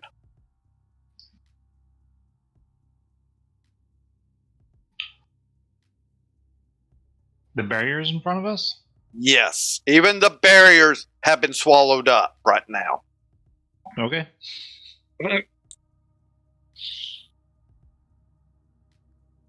Hey, they worked for what I had intended them. Oh, they worked great.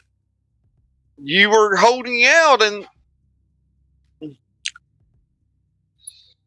Kaizen pulls the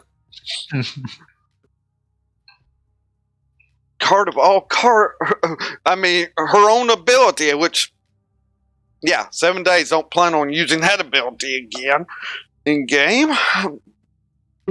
Yeah, I marked it so I won't use it again.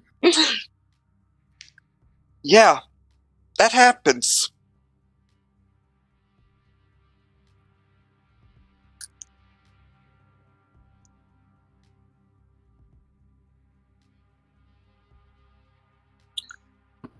Well, after all this is done, I turn to the goddess, bow, and say thank you for your aid, because I don't think I could have put out all those fires with even the help of my friends quickly. Of course. I do care about this land, and the demons have caused too much damage.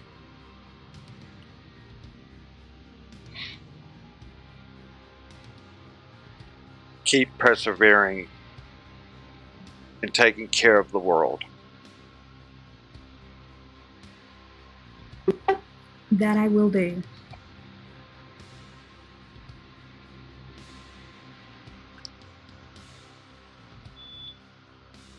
As she is leaving, all four of you will receive a blessing. This is a D12. It does not go away. You can use it at any time to help any attack roll, ability check, whatever. You have a D12 inspiration.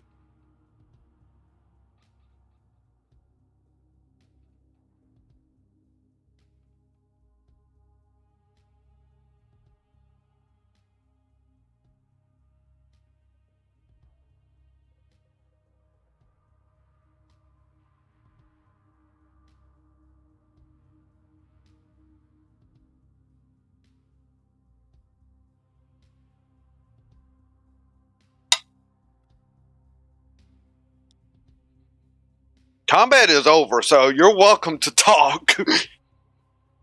As you just see her. That's Go the problem. Talking, you know. I'm just kind of stared. You're just okay. So everyone's kind of is just like that was a thing. Nehmer is bowing towards her. Or, well,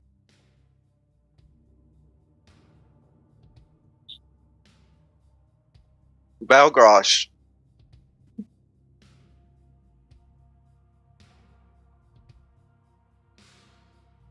is he still AFK? Oh, is he still AFK? Yeah, he had to go AFK, I think, because bathroom. Ah, Okay. Suddenly, a road to Zinkarian or whatever it is from Final Fantasy X starts playing as Mukachil realizes that the axe has been swallowed by the earth.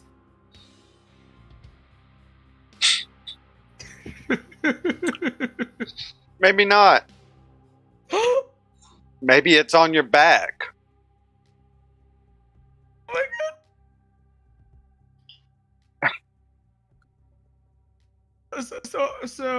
Yeah, your child is like, oh, I've got what?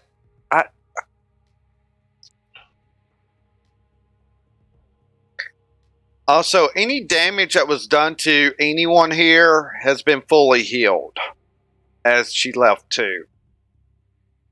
Okay. Yeah. I go up to Kaizen and I'm like, Sorry about that. that was insane, and I swear if you do something and it's because my guard has been down because gigantic awesome goddess and stuff, and you end up dying and stuff, I'm going to be very upset because holy crap, and I still have my axe, and what the heck was all of that? And get her on my shoulders. Amazing job!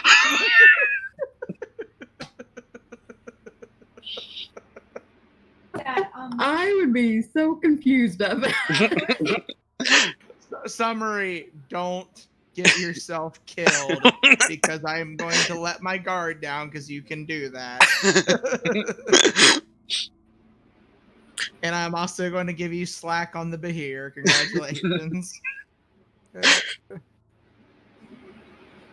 So, as I come back from another room in the universe, what I miss? Basically, battle is over. All this damage, all the demons and all, it's like a battle never ever happened. And you have a D12 blessing that is not going to go away anytime. That you can use for an ability check, attack roll, whatever, down the line. It's a D12 that you can use at any point. Okay, somebody properly DI'd. All right. Yeah, you got an extra your blessing. She basically, it's like nothing ever happened to the forest here. Yeah, so I'm going to come out of my cover behind my shield and look around and go. Look around. Just not open mouth, just looking around, look at Kaizen, look at Nevmir, look at the absence of any of this. Uh-huh. Go. Even the defenses are gone. That's the thing. She literally just like perfect nature. I'm gonna wander over to Mukatil and go, Mukatil, I'm a paladin. I carry around a shield and a helmet and a spear. This is what happens when you really get a cleric motivated. Should I have been a cleric? Is this what the sign is? I have been enlightened by. I believe. I believe that, my friend, that you may need something, probably a mug the size of Nevmir, points at him, filled with dwarven ale after such an experience. It's a good thing I don't recommend a mug of firebrand that size because I'm not mad. But So when Valgrosh says that, could I actually cast the spell Create Food and Water? Yeah. Is your shindig. Just remember, you have to RP that you got off my shoulders because I put you on my shoulders. Yeah, I'll jump off your shoulders, and then I would create food and water in front of everyone, which would be 45 pounds of food and 30 gallons of water on the ground or containers within range. enough to sustain up to 15 humanoids or 5 steeds for 24 hours. Or Mukatil. I'm teasing. I'm sorry. And this one's actually your special. I'm gonna say this. Consider it a feast. It's not just a plain ordinary create food and water. This time Yeah, that was around, it's more of a feast. Great looking food. Plenty I of like water. But there seems to be a couple of flagons and maybe something else that has been created even. I look at Kaizen. I have a symbol of your see it's goddess. Okay, yeah. I have a symbol of your goddess because I believe and I'm hungry. So, this is out of character, and this randomly came into mind. As dumb as it is, you don't know how much it sticks in my head if Mukatil was ever to use that and succeed, that the John Cena theme would play, and then he would come in and like elbow drop the ground and rupture, like shoot everybody into the air. And then with my axe, instead of like JoJo punching, I just go slice, slice, slice, slice, slice, slice, slice, slice, slice, slice, and then everyone dies. And then you like the wrestling crowd cheers. So, as you start partaking in a feast, there's a couple of people that was coming to assist you. One's probably like, oh crap. We're calling out big guns, it looks like. The other one, I guess we'll find out what she actually thinks next Tuesday night. No. Okay. For hopefully Sin and I can get together and actually talk about it with a tray of white coming into the picture. And talk about a picture. I need a tray of white and a tray of black picture. So I can get their tokens made. Well, you know who to commission. Jeez. Yes, so with that, very interesting night, ending with a divine intervention. So, and the thing is, everyone has 2 of those divine intervention cards, as those are the special ones that if someone does $50 or more for a donation, they get, the groups gets one. So, It sounds like I'm going to be getting a long rest, so I'm going to click that sucker right now. oh, that's another thing. You feel so rested. No, it's like any spell you were using or slots recharged. I mean, you're like, when you have a divine presence here, Yeah, you're everybody well can take taken care of. I mean, my thing was I was gonna wait until they were gathered in range, and I was gonna hit them with Channel Divinity. But this was way more off the hook than that. Why channel divinity when you can summon divinity? Yeah, that's basically what happened. Yeah, I'm gonna have to look. I think I better start looking after that. I know I can get one for someone's patron quite easy. But everyone else, I better start finding pictures to use. Yeah, it might be a good idea. But real quick, to everybody in chat, have yourself a good night. I have to walk dogs, so I will see everybody on Friday. Yep. Take care now. Yep. Bye. Take care. And I And- will be back to everybody else. So with that, thanks for coming, everyone. keep on gaming. We are raising money for the American Cancer Society. And as I've always said with the damage, every point of damage counts in D&D, like every dollar for a charity. So please spread the word, donate if you can, and let's kill cancer. Let's fight it out. I wish we could do something like we had tonight and have a divine intervention, but we got to do it ourselves. Quite so. So with that, we may raid someone, and again, if I feel like I don't have enough for the raid, definitely check out whoever's live on the team.